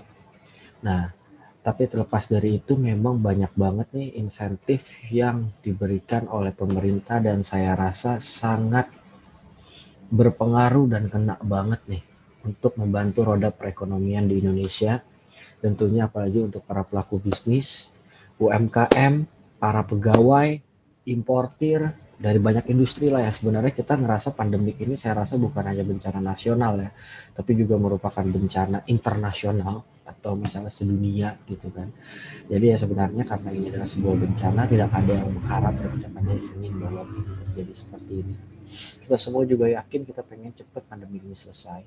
Jadi ya dari satu sisi sebenarnya negara Indonesia ini khususnya para pemerintah cukup aktif lah dalam ingin membantu bencana alam ini biar cepat terselesaikan dan juga menggerakkan perekonomian di Indonesia. Nah, kayaknya udah cukup banyak yang diceritain sama para tim dari DJP. Jadi mungkin kalau saya di sini perannya sebagai task consultant dan mengulang hal yang sama lagi, kayaknya akan hanya mengulang hal yang sama tentang detail peraturannya.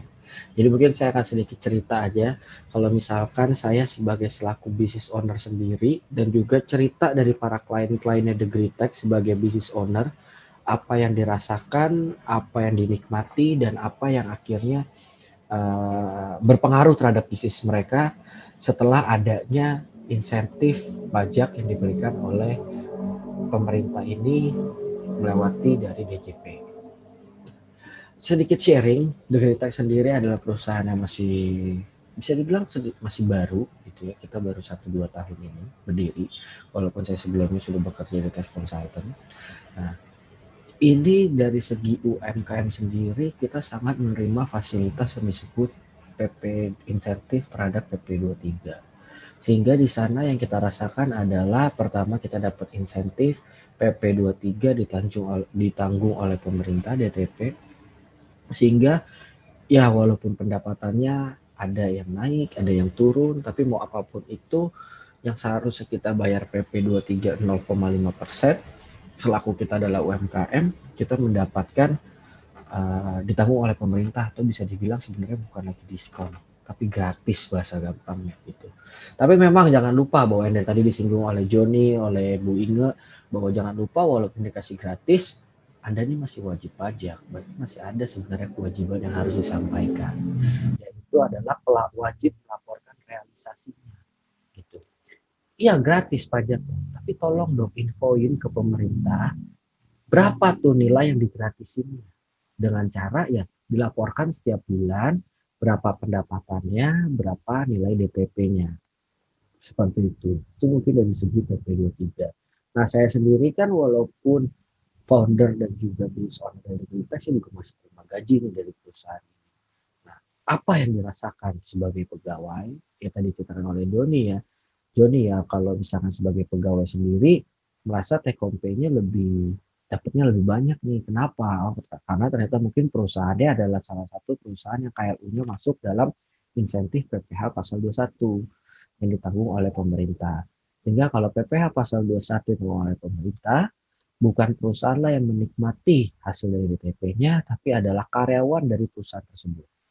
Nah, sehingga saya rasa saya sebagai karyawan pun juga menerima tuh peran dari pemerintah memberikan insentif ini, yaitu terhadap personal juga kita dapat itu dari PPh pasal 21 itu. Jadi yang seharusnya biasa dapat gaji itu ada dipotong pajaknya, ini bisa dapat full amount lah karena nilai pajaknya sudah dipotong. Nah, terus ada beberapa klien kita yang merupakan pengimpor gitu ya, yang dia impor barang dari luar terus trading di Indonesia, itu juga sebenarnya mendapatkan kenikmatan dari insentif ini. Apa itu? Ya itu tadi ada PPh pasal 22 impor gitu, yang tadinya sebenarnya waktu mereka impor mereka kadang-kadang cukup terbebani lah karena kan memang harus bayar PPh pasal 22-nya ya karena impor. Nah, terus tiba-tiba ini untuk KLU tertentu kita ini bisa mendapatkan impor, bisa mendapatkan fasilitas impor. Nah, saya rasa dari hal tersebut sudah banyak tuh nilainya, kalau kita bilang dari segi nilai value yang sebenarnya ditanggung oleh pemerintah, baik itu diskon maupun yang digratiskan. Nah, terus sedikit sharing juga ya, mungkin klien-klien saya juga banyak tuh dari segi PPh badan pasal 25. Jadi dia dari yang SPT tahunannya yang tadinya harusnya bayar cicilan 25 gitu kan, yang cukup besar karena tahun lalu mereka mendapatkan profit besar, sehingga pada cicilan 25-nya cukup besar, 50 juta tadi mungkin kayak contohnya Pak Didik ya. Tapi ternyata waktu pandemi ini bisnis mereka tuh benar-benar like a zero revenue gitu, benar-benar nggak dapet. Saya juga kaget, nggak mungkin lah Pak, lu bohong sama gue ya, nggak mungkin lo zero revenue. Dre, lu buka bank gue sekarang. Terus pas saya lihat, oh iya benar, nggak ada sama sekali ya gitu kan. Nah, sekarang dengan nggak ada pendapatan sama sekali ini, gimana gue mau bayar PPh pasal 25-nya walaupun cicilan gitu.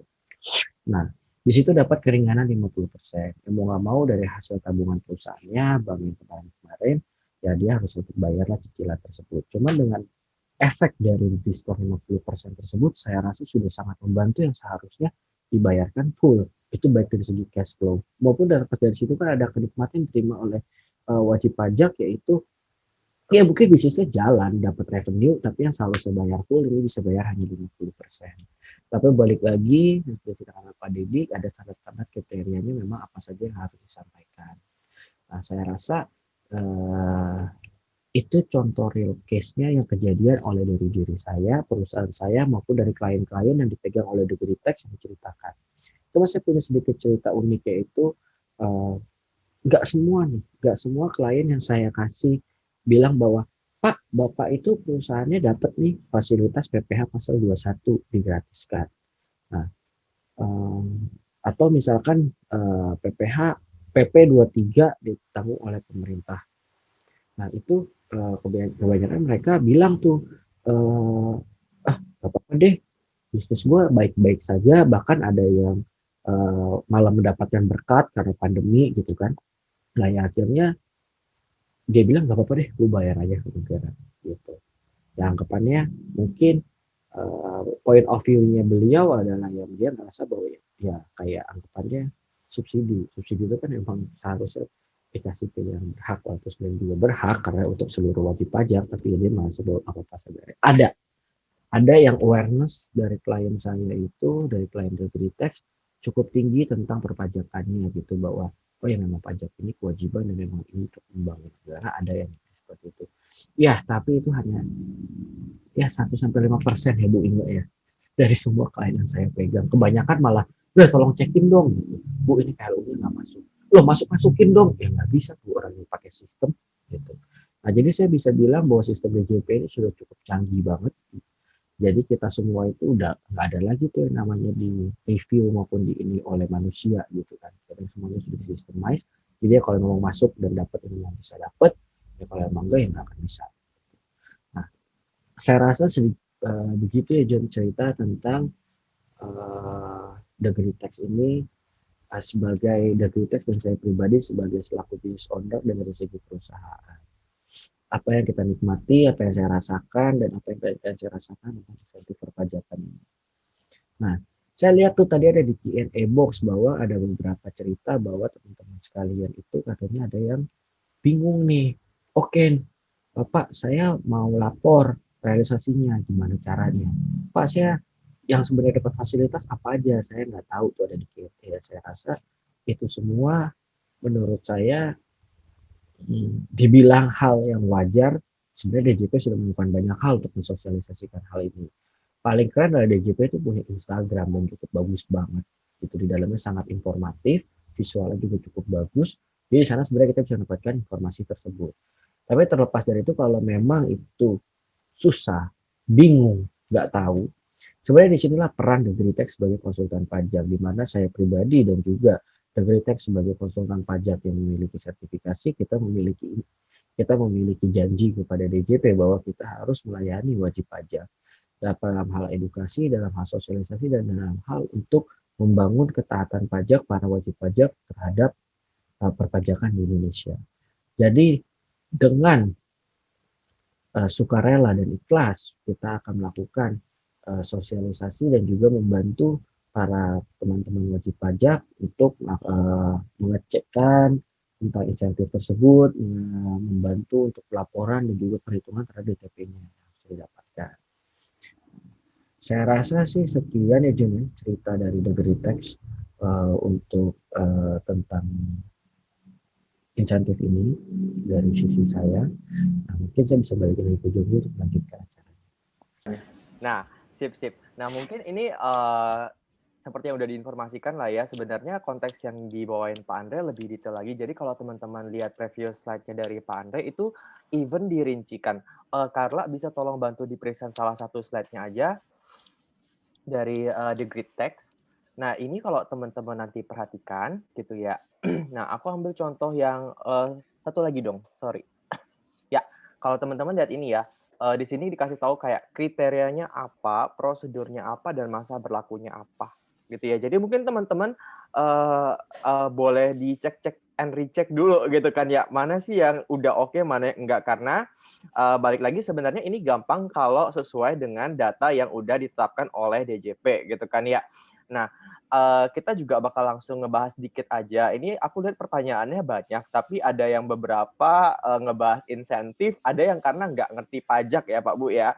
Jadi mungkin aku akan ngebahas dikit dulu aja yang pertanyaannya apa ya, di luar sedikit dari topik inilah ya, tapi hopefully dari role-nya Bu Inge dengan Pak Andre dan Pak Dedik bisa ngebantu juga lah kita sama-sama meningkatkan awareness lah ya bagaimana sih sebenarnya administrasi perpajakan di Indonesia. Oke, ini yang paling banyak like nih ya. Saya bacakan salah satu case-nya dari Bu Indah Eka Sari. Saya mau menanyakan terkait kredit pajak dalam negeri. Perusahaan kami adalah perusahaan jasa.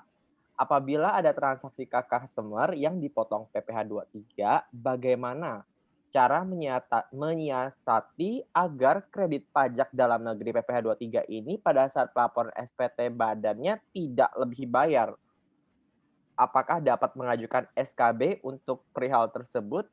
Jika bisa harus mengajukan SKB, bagaimana caranya? Ini lebih ke administrasi perpajakan lah ya Pak Bu ya. Mungkin bisa dibantu dulu Bapak Ibu. Silakan Pak Dedi.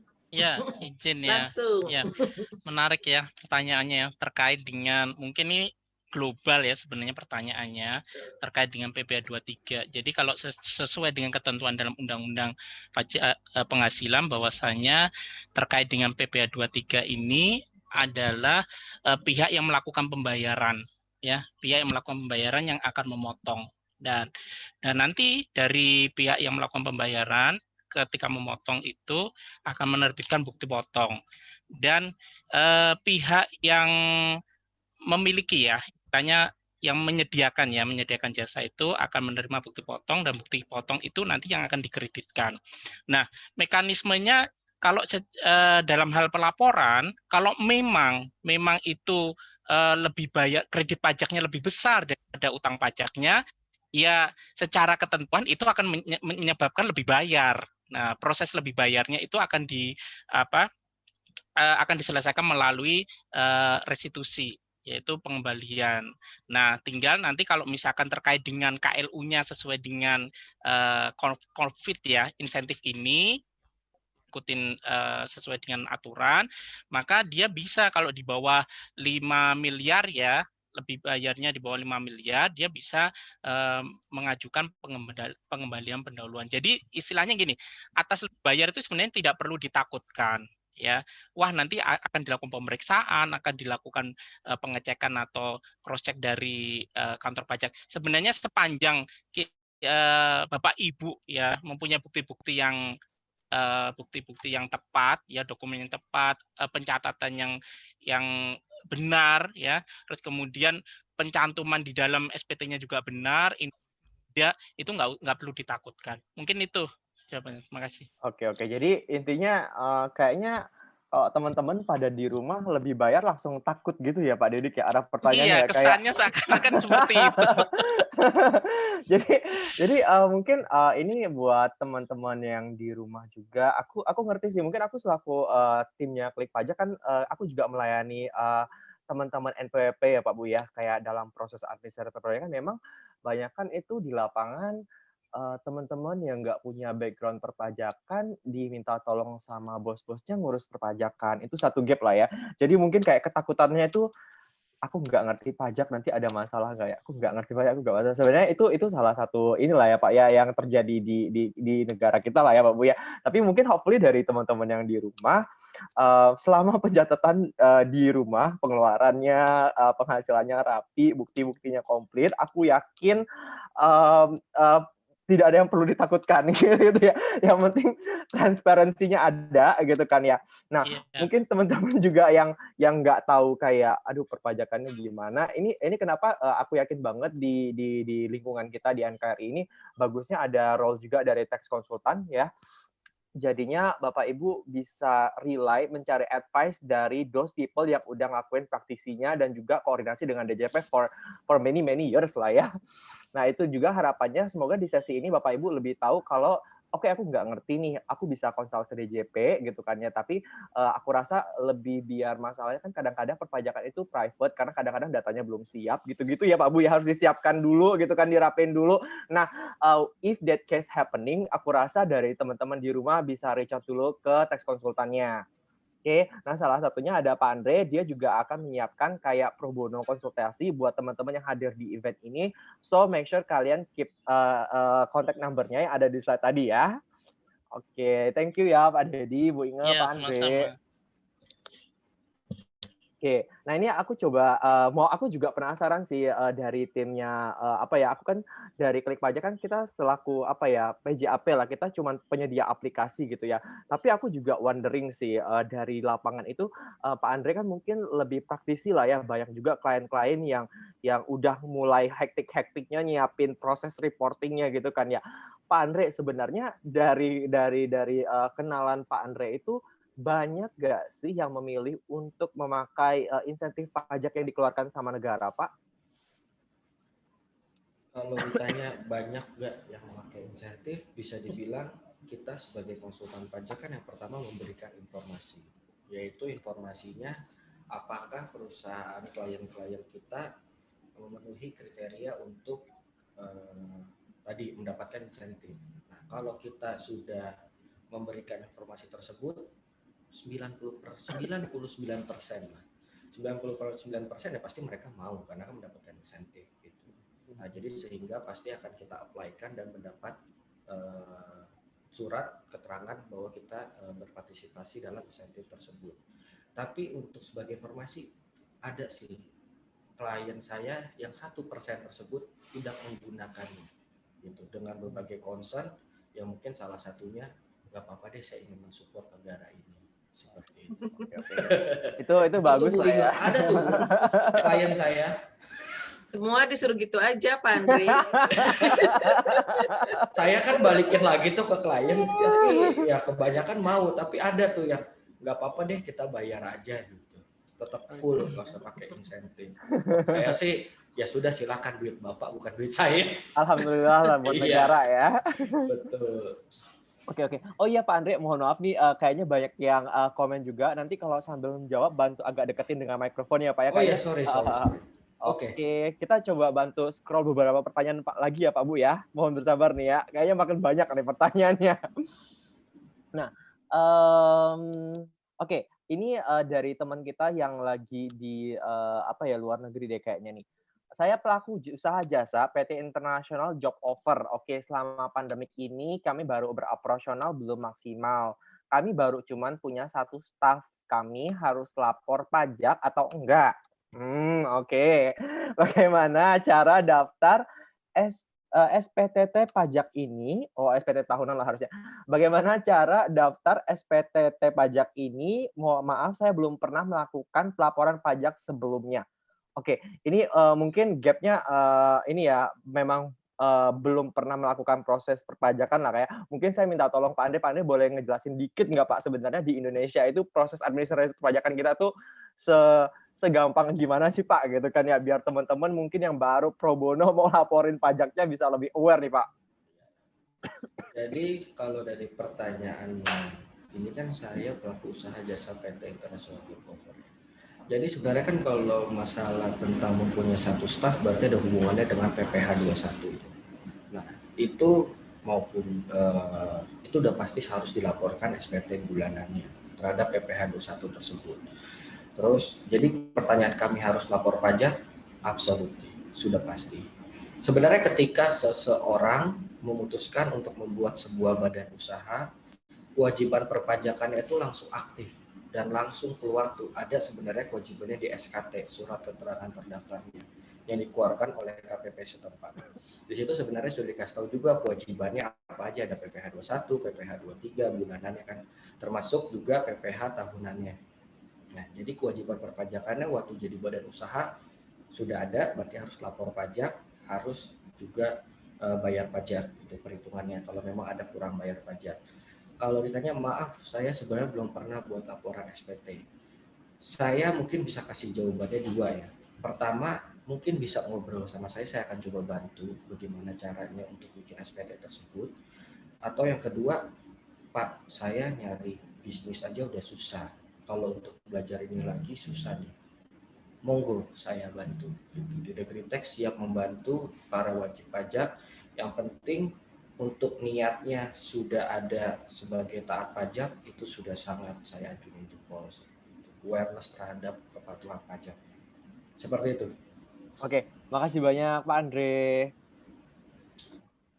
Oke, nah jadi mungkin aku sum up aja ya teman-teman ya, mau usahanya baru berjalan selama kita udah bikin NPWP, kita udah mendirikan badan lah ya, teman-teman tetap harus ngelakuin pelaporan pajaknya. Nanti lebih detailnya bisa langsung reach out juga ke Pak Andre. Semoga aku yakin banget teman-teman mungkin sekarang yang bisnis juga kayak pusing, aduh aku gimana ya naikin omset ya gitu kan ya. Atau mungkin bahkan kayak yang sekarang udah mulai nyicil terus laporan keuangannya belum rapi gitu, itu akan ada proses dan take time lah. Jadi hopefully dengan ada bentuk kerjasama seperti ini, Bapak Ibu bisa tahu kalau oh ternyata di Indonesia itu struktur organisasinya udah ada loh, tinggal kita yang penting pertama ada niat dulu gitu ya. Oke, nah mungkin sesi tanya jawabnya untuk hari ini kita bakal lanjutkan lagi nanti. Sementara aku akan mempersilakan dulu aja ini sesi sedikit introduction tentang klik pajak. Mungkin teman-teman yang di rumah ada yang udah tahu, ada yang belum tahu klik pajak itu apa. Jadi aku perkenalkan dulu representatif dari klik pajak, Bu Diantika, untuk memperkenalkan klik pajak. Waktu dan tempatnya aku persilakan Bu Dian. Kak Joni, sorry Bu Dian, mohon maaf sebentar aja. Ya. Izin supaya nanti nggak terlalu ini, beberapa kami langsung type aja ininya ya, jawabannya ya. Boleh Bu Inge, boleh Pak Dedi. Oke, Thank ya you. silakan dilanjut Bu Dian. Oke, terima kasih Bu Inge. Oke, Kak Joni juga terima kasih atas waktunya. Halo, selamat siang Bapak dan Ibu semuanya peserta webinar hari ini. Nah, perkenalkan saya Diantika dari tim Klik Pajak. Nah, tadi Bapak dan Ibu sudah dengar ya dari pemateri kita yang sangat luar biasa banget tentang insentif pajak terhadap pelaporan SPT tahunan badan. Nah, oke. Nah, kalau misalkan pelaporan kan lumayan panjang juga itu ya, Bu, ya, Pak, Bu, ya. Jadi butuh waktu. Nah, salah satunya nih bisa diklik pajak. Nah, oke. Nah, di sini aku akan jelasin tentang klik pajak. Oke. Nah, jadi dahulunya kalau untuk pelaporan pajak ini kita manual ya Bapak dan Ibu. Jadi biasanya kita ke KPP. Nah, tapi seiring berjalannya waktu, nah Dirjen Pajak juga sudah menyediakan aplikasi online-nya yang biasa kita kenal dengan DJP Online. Oke, nah DJP dan negara juga sudah mengizinkan nih untuk pihak swasta untuk menyediakan aplikasi perpajakannya atau PJAP. Nah, salah satunya yaitu Klik Pajak. Oke, next.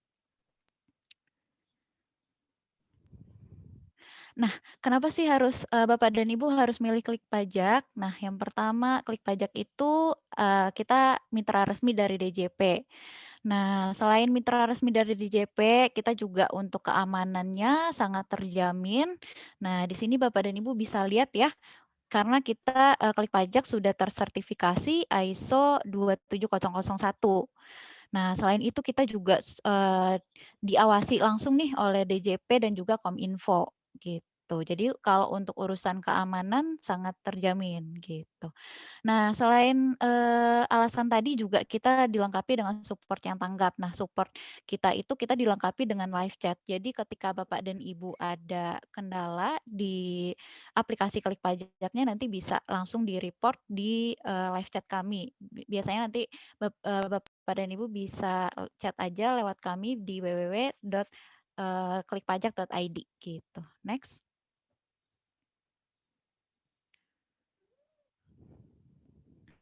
Nah, oke. Nah, di sini kalau Bapak dan Ibu penasaran ya gimana bentuk aplikasi Klik Pajak. Nah, ini bentukannya Bapak dan Ibu. Jadi ketika Bapak dan Ibu sudah create account, sudah punya akun, nah terus login. Nah, seperti ini untuk tampilan aplikasi Klik Pajaknya. Jadi kalau untuk secara umum kita memiliki 5 fitur. Jadi ada menu home untuk arsip pajaknya.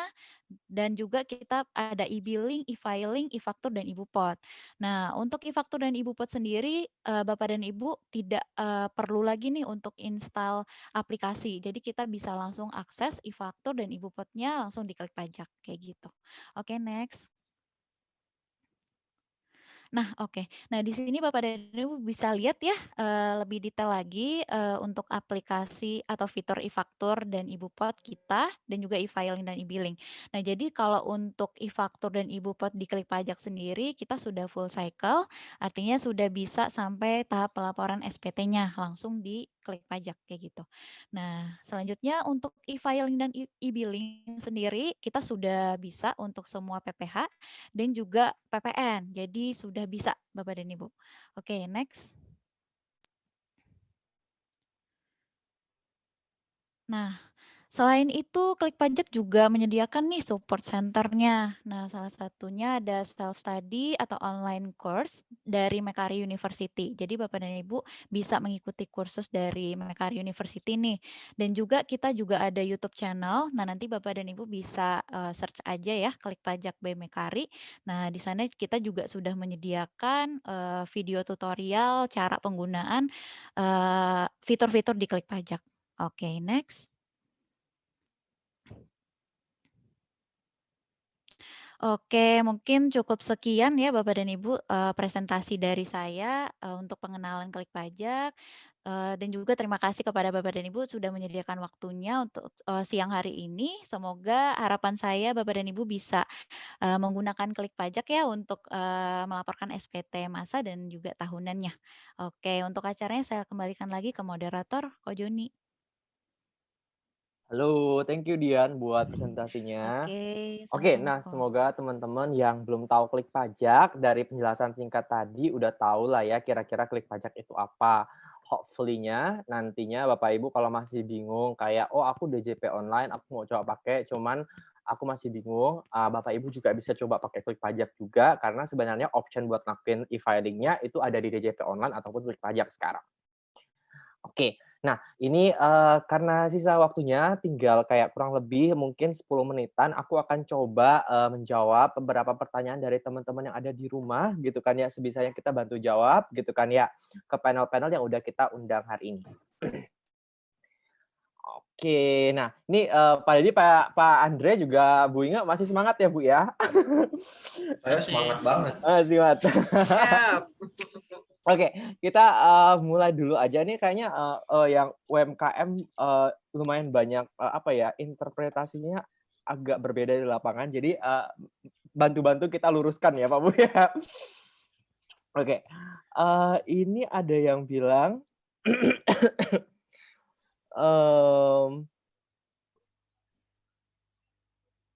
apa nih UMKM? Oh, seizin bertanya, saya sudah melaporkan realisasi insentif PPh final UMKM 2020.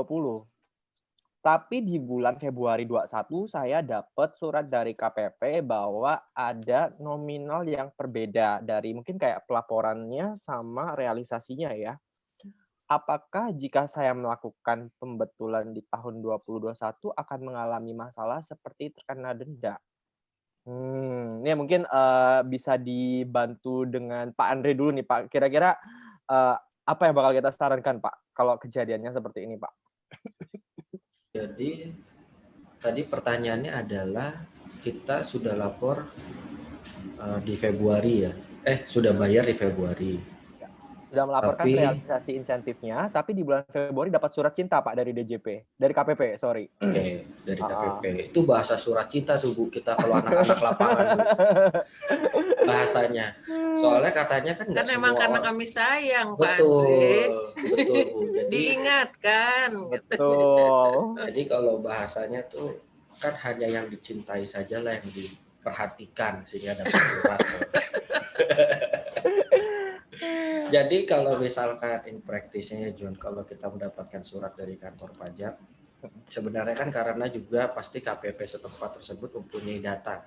Tidak mungkin tuh sembarangan aja main kasih surat. Nah, terus kalau memang merasa kita sudah benar karena sudah ada yang dilaporkan atau sudah ada data-datanya, ya kita tinggal membalas surat tersebut dengan surat kembali gitu, balas tuh surat cinta gitu kan. Kalau memang analogi surat cinta kan surat cinta harus dibalas, kalau nggak bertepuk sebelah tangan itu nanti. Betul, nggak boleh. Jadi betul, kita balas dengan melampirkan bukti-bukti yang memang mendukung pernyataan kita gitu. Nah, nanti pasti dari BJP juga, dari KPP tersebut akan merespon gitu. Kenapa bisa keluar surat tersebut dengan data-data seperti apa. Nah, tinggal kita rekonsiliasi saja gitu. Mana yang benar, mana yang salah gitu. Nah, jadi kan kalau misalkan memang ada, biasanya sih yang kejadian adalah misinterpretasi ataupun miskomunikasi gitu. Nah, ketika sudah ada penjelasan tersebut, biasanya jadi satu komunikasi itu, jadi selaras. Sehingga nanti bisa dapat deh conclusion-nya, apa yang harus dilakukan berikutnya. Apakah mungkin DJP akan oh iya data kita yang salah, berarti nanti surat tersebut akan dicabut, atau juga mungkin menurut dari pihak KPP memang ada data yang terlampir adalah yang benar, ya berarti kita harus melaporkan kalau nggak membayar lagi pajaknya. Seperti itu yang harus ditanggapi. Oke. Makasih Pak Andre. Nah, mungkin Bu Inga sama Pak Dedi ada yang mau ditambahin tentang perihal seperti ini Pak di lapangan? Silakan Pak Dedi. Ya, sebenarnya sama yang sudah disampaikan sama Pak Andri. Jadi apapun surat ya yang diterima oleh wajib pajak itu alangkah baiknya kalau Bapak Ibu itu mengklarifikasi kembali dengan menyampaikan bukti-bukti yang Bapak Ibu miliki. Karena seperti tadi yang mungkin bisa jadi ada perbedaannya mungkin ada gap waktu perekaman ya. Mungkin di sistem kaminya mungkin sudah tersimpan, tetapi ada di bagian di tempat wajib pajaknya yang istilahnya tidak sempurna gitu. Jadi atas surat tersebut alangkah baiknya ditanggapi aja sih. Menurut saya seperti itu. Oke. Makasih Pak Dedik. Nah, mungkin ini aku juga summarize lagi lah ya. Intinya sih teman-teman dapat surat cinta dari DJP itu tidak selalu jelek ya. Konotasinya mungkin teman-teman lebih kayak dari tim DJP itu kita butuh komunikasi gitu kan ya. Kenapa ada angka kayak gini? So, first thing first, kita yang penting nanya dulu, responding gitu kan ya. Nah, kalau teman-teman yang nggak aware pajak, takut kiri kanan, coba belajar. Kalau enggak, aku yakin tax konsultan pasti bakal bantu sih kalau in case kayak gini. Karena kita ngerti juga di lapangan namanya gap understanding tinggi banget ya Pak Bu ya. Jadi aku yakin ada role satu orang yang udah biasa ngelakuin prosesnya juga, yang ngerti juga akan berikan kita apa ya, kedamaian kali ya, kedamaian dan kenyamanan gitu ya. Namanya ini rasa tenang gitu ya. Kenapa kita bantu negara jangan pakai rasa stres gitu kan, nanti negara kita nggak maju gitu kan. Kita tuh tax consultant cuman comblang aja gitu antara wajib pajak sama ininya menyampaikan surat cintanya. Oke. Makasih Pak Andre, Pak Dedi. Analoginya jadi nyambung kan. Aduh. Oke. Nah, kita coba bahas satu pertanyaan terakhir lah ya, supaya nanti tapi teman-teman yang lain yang belum dijawab jangan berkecil hati juga gitu kan. Kayak nanti aku bilang kita ada acara tax clinic yang kita provide dan dedicated buat teman-teman semua yang ada di rumah. Aku yakin juga soalnya pertanyaan di sini tuh banyak personal banget ya Pak Bu ya. Kayak spesifik di industri itu nggak mungkin bahas dalam 10 menit ya teman-teman ya, bukan panel-panel sini nggak mau jawab, tapi memang complexity teksnya supaya kita bisa jelasin dan tidak salah diinterpretasikan akan butuh ruang sendiri-sendiri. Oke, jadi saya akan bacain last satu questionnya. Kita bacain. Nah ini dari sisi karyawan ya Pak Bu ya. Jadi dari Pak Tugia SE, dia nanyain untuk insentif yang ditolak laporan realisasi tetapi sudah dibayarkan karyawan, apakah bisa dibiayakan oleh perusahaan? Ini bagaimana ini struktur pertanyaannya nih? Saya ulangi sekali lagi nih ya Bung ya. Jadi insentifnya itu ditolak laporan realisasinya, tetapi udah dibayarkan karyawannya. Apakah bisa dibiayakan oleh perusahaan? Kita harus tahu nih Pak John, kenapa dia ditolaknya ini, gitu loh. Ini memang harus agak ngobrol dikit karena mungkin nanti akan lebih ke masalah teknisnya ya. Dia ditolaknya kenapa? Karena kan dia sudah mendapatkan izin untuk memanfaatkan insentif gitu loh. Tapi sebetulnya sih kalau dibiayakan harusnya kalau memang tadi sudah mendapatkan izin, ya harusnya boleh. Pelaporan saya khawatir ini hanya masalah teknis saja. Kenapa laporan itu tidak bisa sampai masuk ke sistem kita gitu. Mungkin coba hubungi AR-nya supaya bisa dibimbing untuk melakukan pelaporannya. Gitu aja sih. Oke. Nah, jadi teman-teman ini mungkin jadi ingat ya, ini ditolak belum tentu konotasi langsung jelek ya.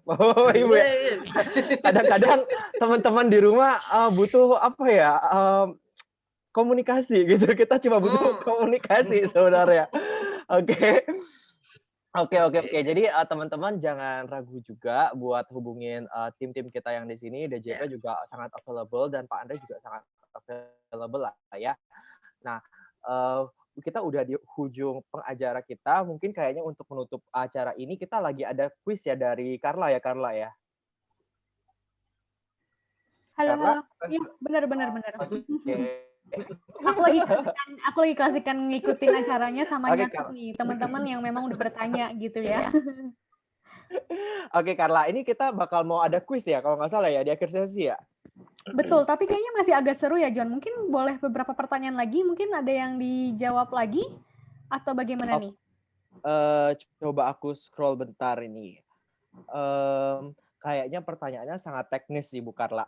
Jadi ini akan memakan lebih daripada 15 menit atau 20 menit kalau saya baca. Kayak cara perhitungan pajak gitu ya. Ini agak panjang, jadi mungkin kita akan arahin ke teks klinik yang udah disiapkan kali ya Carla. Oh oke. Berarti ini kali ya, kita coba informasikan dulu Bapak Ibu sekalian. Tadi, oke, ini dia ya teks kliniknya ya. Ya. Oke. Nah, oke, teman-teman, ini aku udah kasih presentasinya. Jadi seperti yang aku mention tadi, banyak banget pertanyaan Bapak Ibu yang nggak bisa kita jalanin atau kita nggak bisa jelasin secara detail dalam waktu kayak 3-5 menit karena complexity teksnya sendiri, dan memang dalam memberikan jawaban kita butuh lihat datanya juga ya Pak Rovit ya. Jadi teman-teman bisa nanti selesai acara ini hubungin kita lagi ke live chat atau nanti si Carla bakal bantu type in beberapa URL untuk melakukan pendaftarannya. Teman-teman yang hadir di sesi hari ini, kalian bisa ngelakuin teks konsultasi dengan timnya Pak Andre secara free pro bono gitu kan ya. Ingat semuanya ini nantinya ini ada TNC-nya bakal jelas-jelas bisa ditanyakan lagi lebih jelasnya selesai acara hari ini.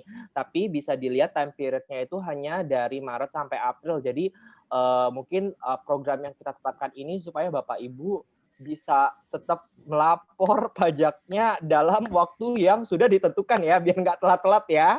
Karena udah telat setahun nih ada nih, jangan sampai telat 4 bulan lagi gitu ya.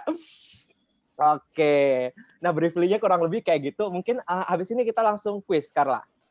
Oke, mungkin sebelum quiz udah paling akhir, mungkin sekarang mungkin untuk closing remarks dulu kali ya, Joni dari Pak Dedik, Ibu Inge, dan juga Mas Andre nih, supaya menutup sesi questions-nya, karena tadi seru banget ya Ibu Inge, intinya adalah bahwa kita harus tepat waktu, lapor pajaknya, dan juga pergunakanlah channel dari DJP yang sudah sedemikian rupa nih, teman-teman sudah mengikuti zaman digitalisasi gitu ya Bu Inge ya, bukan lagi yang teman-teman harus kucuk-kucuk datang ke KPP terdekat gitu ya, terus untuk lapor, untuk ngantri gitu ya Bu Inge, sudah bisa disesuaikan dengan digitalisasi, dan kebetulan, aku bilangnya kebetulan ya, bukan sesuatu hal yang kita pengenin juga terjadi, pandemi ini kebetulan pandemik, jadi kita sama-sama sudah belajar untuk digitalisasi gitu ya. Nah, Joni boleh untuk closing remarks masing-masing dulu, setelah itu baru ke aku untuk kita closing acaranya secara resmi gitu ya.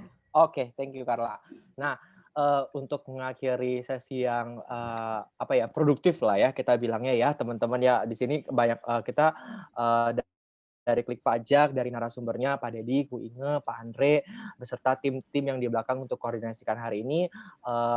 Kita dari semuanya terima kasih juga buat Bapak Ibu yang udah partisipasi lah mungkin gitu kan ya, untuk menutupi gitu kan ya sesi seminar ini yang produktif, bisa kita minta kali ya kata-kata penutup dari Bu Inge, Pak Dedik, dan Pak Andre. Ya, saya persilakan dari Bu Inge dulu. Oke, makasih Pak Joni. Kami terima kasih sekali nih pada Klik Pajak yang udah ngasih kesempatan untuk kita bisa berkomunikasi dengan para wajib pajak. Karena kalau nggak kalian undang, mungkin kita juga nggak bisa mencapai semua wajib pajak yang banyak banget gitu ya. Tenaga kami terbatas. Jadi kalau dibantu sama teman-teman PJAP, apalagi nanti ada tax consultant juga, kami sangat berterima kasih. Intinya kepada Bapak Ibu para wajib pajak, ini tadi masih ada yang nanya, kalau saya rugi lapor pajaknya gimana? Nanti ditanyain nggak katanya gitu.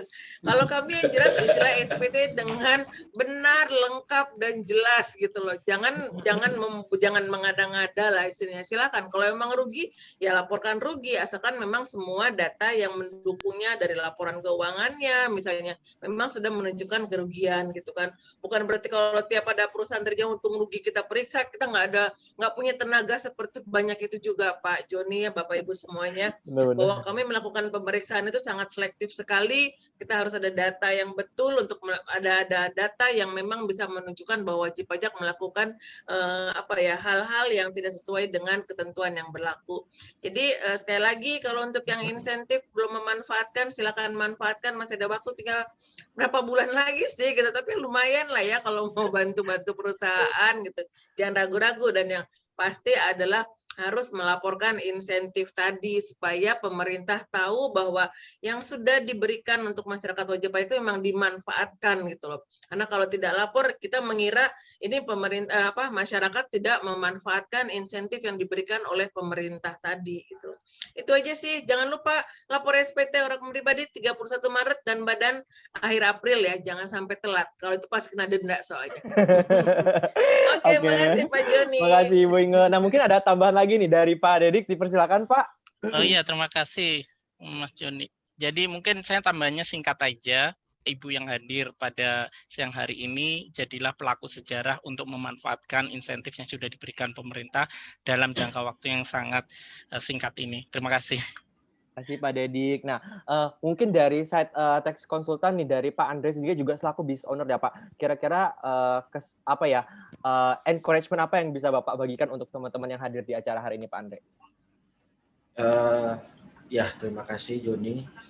Sebenarnya kalau bisa dibilang pemerintah sudah sangat suportif banget nih sama para pelaku bisnis, mau dari sisi UMKM maupun bukan. Jadi sebenarnya bisa dibilang ya ayo kita tuh udah dibantu, udah sangat disupport. Kita tinggal masalah comply aja, taat aja sama pajaknya.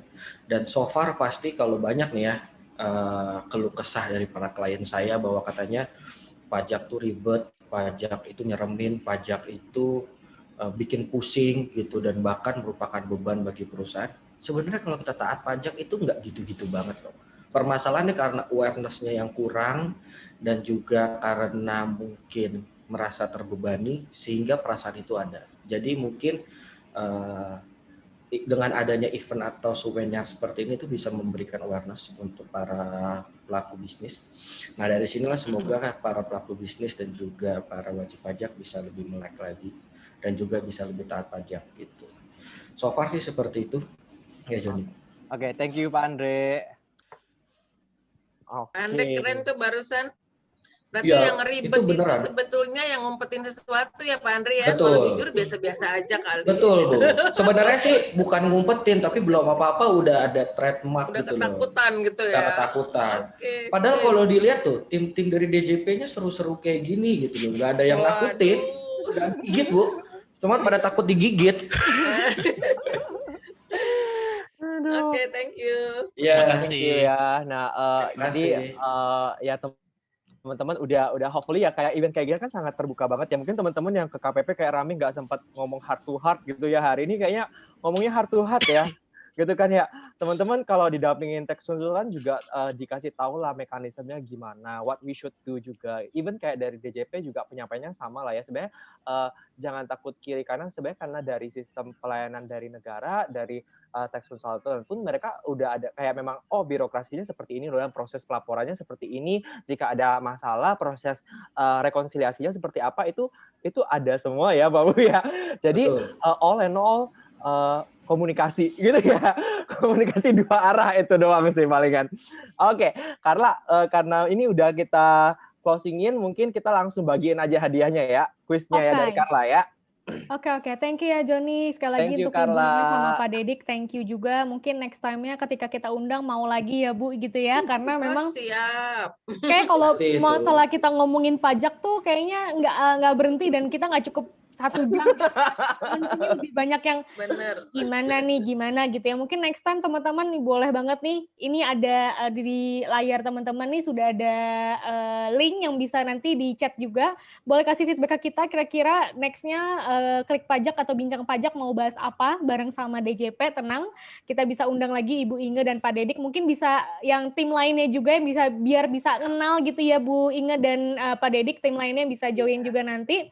Jadi boleh teman-teman saranin ke Klik Pajak, kira-kira kalian tuh pengen dibahas tentang apa sih? Apalagi kita tahu karena pandemi ini banyak banget pemerintah support kita dari tadi dia ingetin yang ayo yang punya penghasilan sebagai pegawai jangan lupa tanggal 31 Maret batas akhirnya untuk pelaporan pajaknya.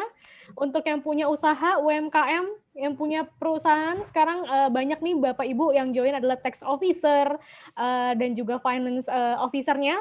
Boleh, jangan lupa sampai April itu adalah batas untuk lapor pajaknya. Kalau kesusahan, gampang, ada Klik Pajak, ada juga DJP, timnya yang sudah siap sedia, dan juga bisa ikutin online coaching, yang linknya sudah di-share di ini ya, di kolom chat.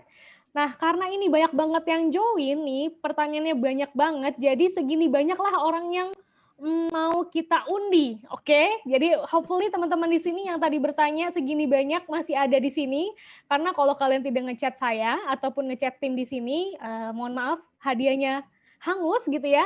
Jadi teman-teman hopefully masih di sini karena masih ada 150 orang yang join, jadi aku putar aja. Ada kita ada undi 4 pemenang ya Joni ya. Tadi Joni udah ngumumin ada 4 orang yang akan mendapatkan lumayan nih saldo buat beli-beli makanan gitu ya di salah satu. Semoga aku yang dapat kali Carla ya. Ini dia, Bapak Ardika. Mungkin bantu Adinda catat Bapak Ardika di kolom chat. Bapak Ardika tolong bisa menghubungi kami. Boleh dengan Carla atau Adinda, boleh nanti nomor handphonenya. Next-nya, 3 lagi. Ini banyak banget, aku amazed banget hari ini. Begitu banyak orang yang kesulitan lapor pajak kayaknya ya. Oke, Ibu Utami Kartika. Utami Kartika, 2 lagi. Kalau gini biar lebih adil gitu ya, karena sistem yang ngocok, bukan kita yang ngocok gitu ya. Nanti kalau Carla yang kocok, kayaknya saya ada Bang Inge dapat duluan kayaknya. Atau Pak Andre, Pak Dedik, 4 orang kita dapat ya. 4 orang langsung ya. Dengan Eka Nur. Adinda tolong dicatat namanya ada Eka Nur juga. Yang terakhir ya, ini dia nih, lumayan nih masih WFA di rumah gitu ya, sambil beli cemilan untuk kerja, kopi gitu ya. Boleh banget apalagi sekarang mendukung UMKM gitu, jangan lupa untuk mendukung UMKM juga nih. Oke, Bapak Iskandar, jadi ada 4 pemenang.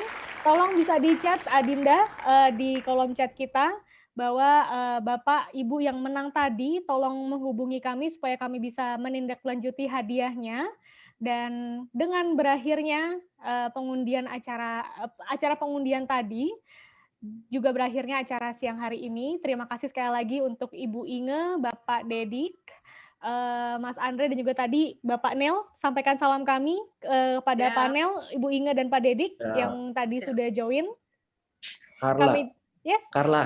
Yes, Pak. Mas Sorry, Andre. Tadi saya yang ngucapin dulu itu selamat 4 orang dapat hadiah berapa 100.000 ya dari Klik Pajak. Kita 50.000 per orang, Mas Andre, jangan ditambah-tambahin. Oh, bukan 100.000. Mungkin 50.000-nya baru dari Mas Andre. 100.000 soalnya tuh teman-teman. Nah, itu saya tadi mau cerita.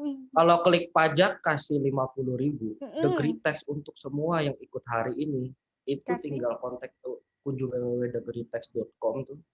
Oke. Nah, di situ website kita lagi baru kita develop. Pengen kayak Klik Pajak lah, sedikit canggih dikit gitu, startup. Itu semua peserta di sini kita kasih hadiah. Semua, nggak ada undiannya. Semuanya kita kasih hadiah, tinggal ke website kita, ada kolom WhatsApp-nya, chat, dan nanti tim kita verifikasi ke database ini, kalian semua bisa kita kasih hadiah. Oke. Hadiahnya apa? Ya? Monggo, dikunjungin website kita. Oke. Pasti. Jadi karena saya sangat seru banget nih event hari ini. Jadi saya nggak mikir lagi deh kasih hadiahnya. Nggak 50.000, nggak 100.000. Nanti di ini aja ya Pak Andre ya, bantu di type in URL-nya juga ya di chatnya ya. Yes. Oke. Boleh dibantu ya Mas Andre. Ini aku juga nggak nyangka sih teman-teman, pokoknya sekarang udah zaman digitalisasi. Closing dari aku, udah zaman digitalisasi, sudah mudah semuanya. Termasuk tadi pelaporan pajak dari info dari Bu Inge dan Pak Dedik, login aja langsung ke DJP, atau bingung gimana DJP-nya, langsung aja pakai Klik Pajak dan juga bisa konsultasi sama salah satu konsultan partner yang ada di Indonesia. Nah, teman-teman, jangan lupa ini juga ada feedback yang kita minta untuk teman-teman untuk acara pada siang hari ini. Next-nya bisa kita undang lagi DJP dan teman-teman lainnya lagi untuk bisa membahas mengenai dunia perpajakan kali aku bilangnya ya, karena memang kalau perpajakan itu banyak banget sektor-sektor atau bagian-bagian yang bisa kita ulas gitu ya. Boleh kasih saran kita mau bahas apa. Singkat kata teman-teman sudah jam, aku cek dulu sudah jam 4, pas banget jam 4, jadi acaranya sudah selesai. Terima kasih Ibu Inge, Pak Dedik semuanya. Terima kasih teman-teman. Sampai ketemu lagi di acara semuanya. Klik Pajak berikutnya. Jangan lupa untuk follow Instagramnya Klik Pajak untuk informasi mengenai pajak lainnya dan juga acara-acara Klik Pajak. So, teman-teman tetap sehat dan juga jangan lupa untuk lapor pajak. Bye-bye.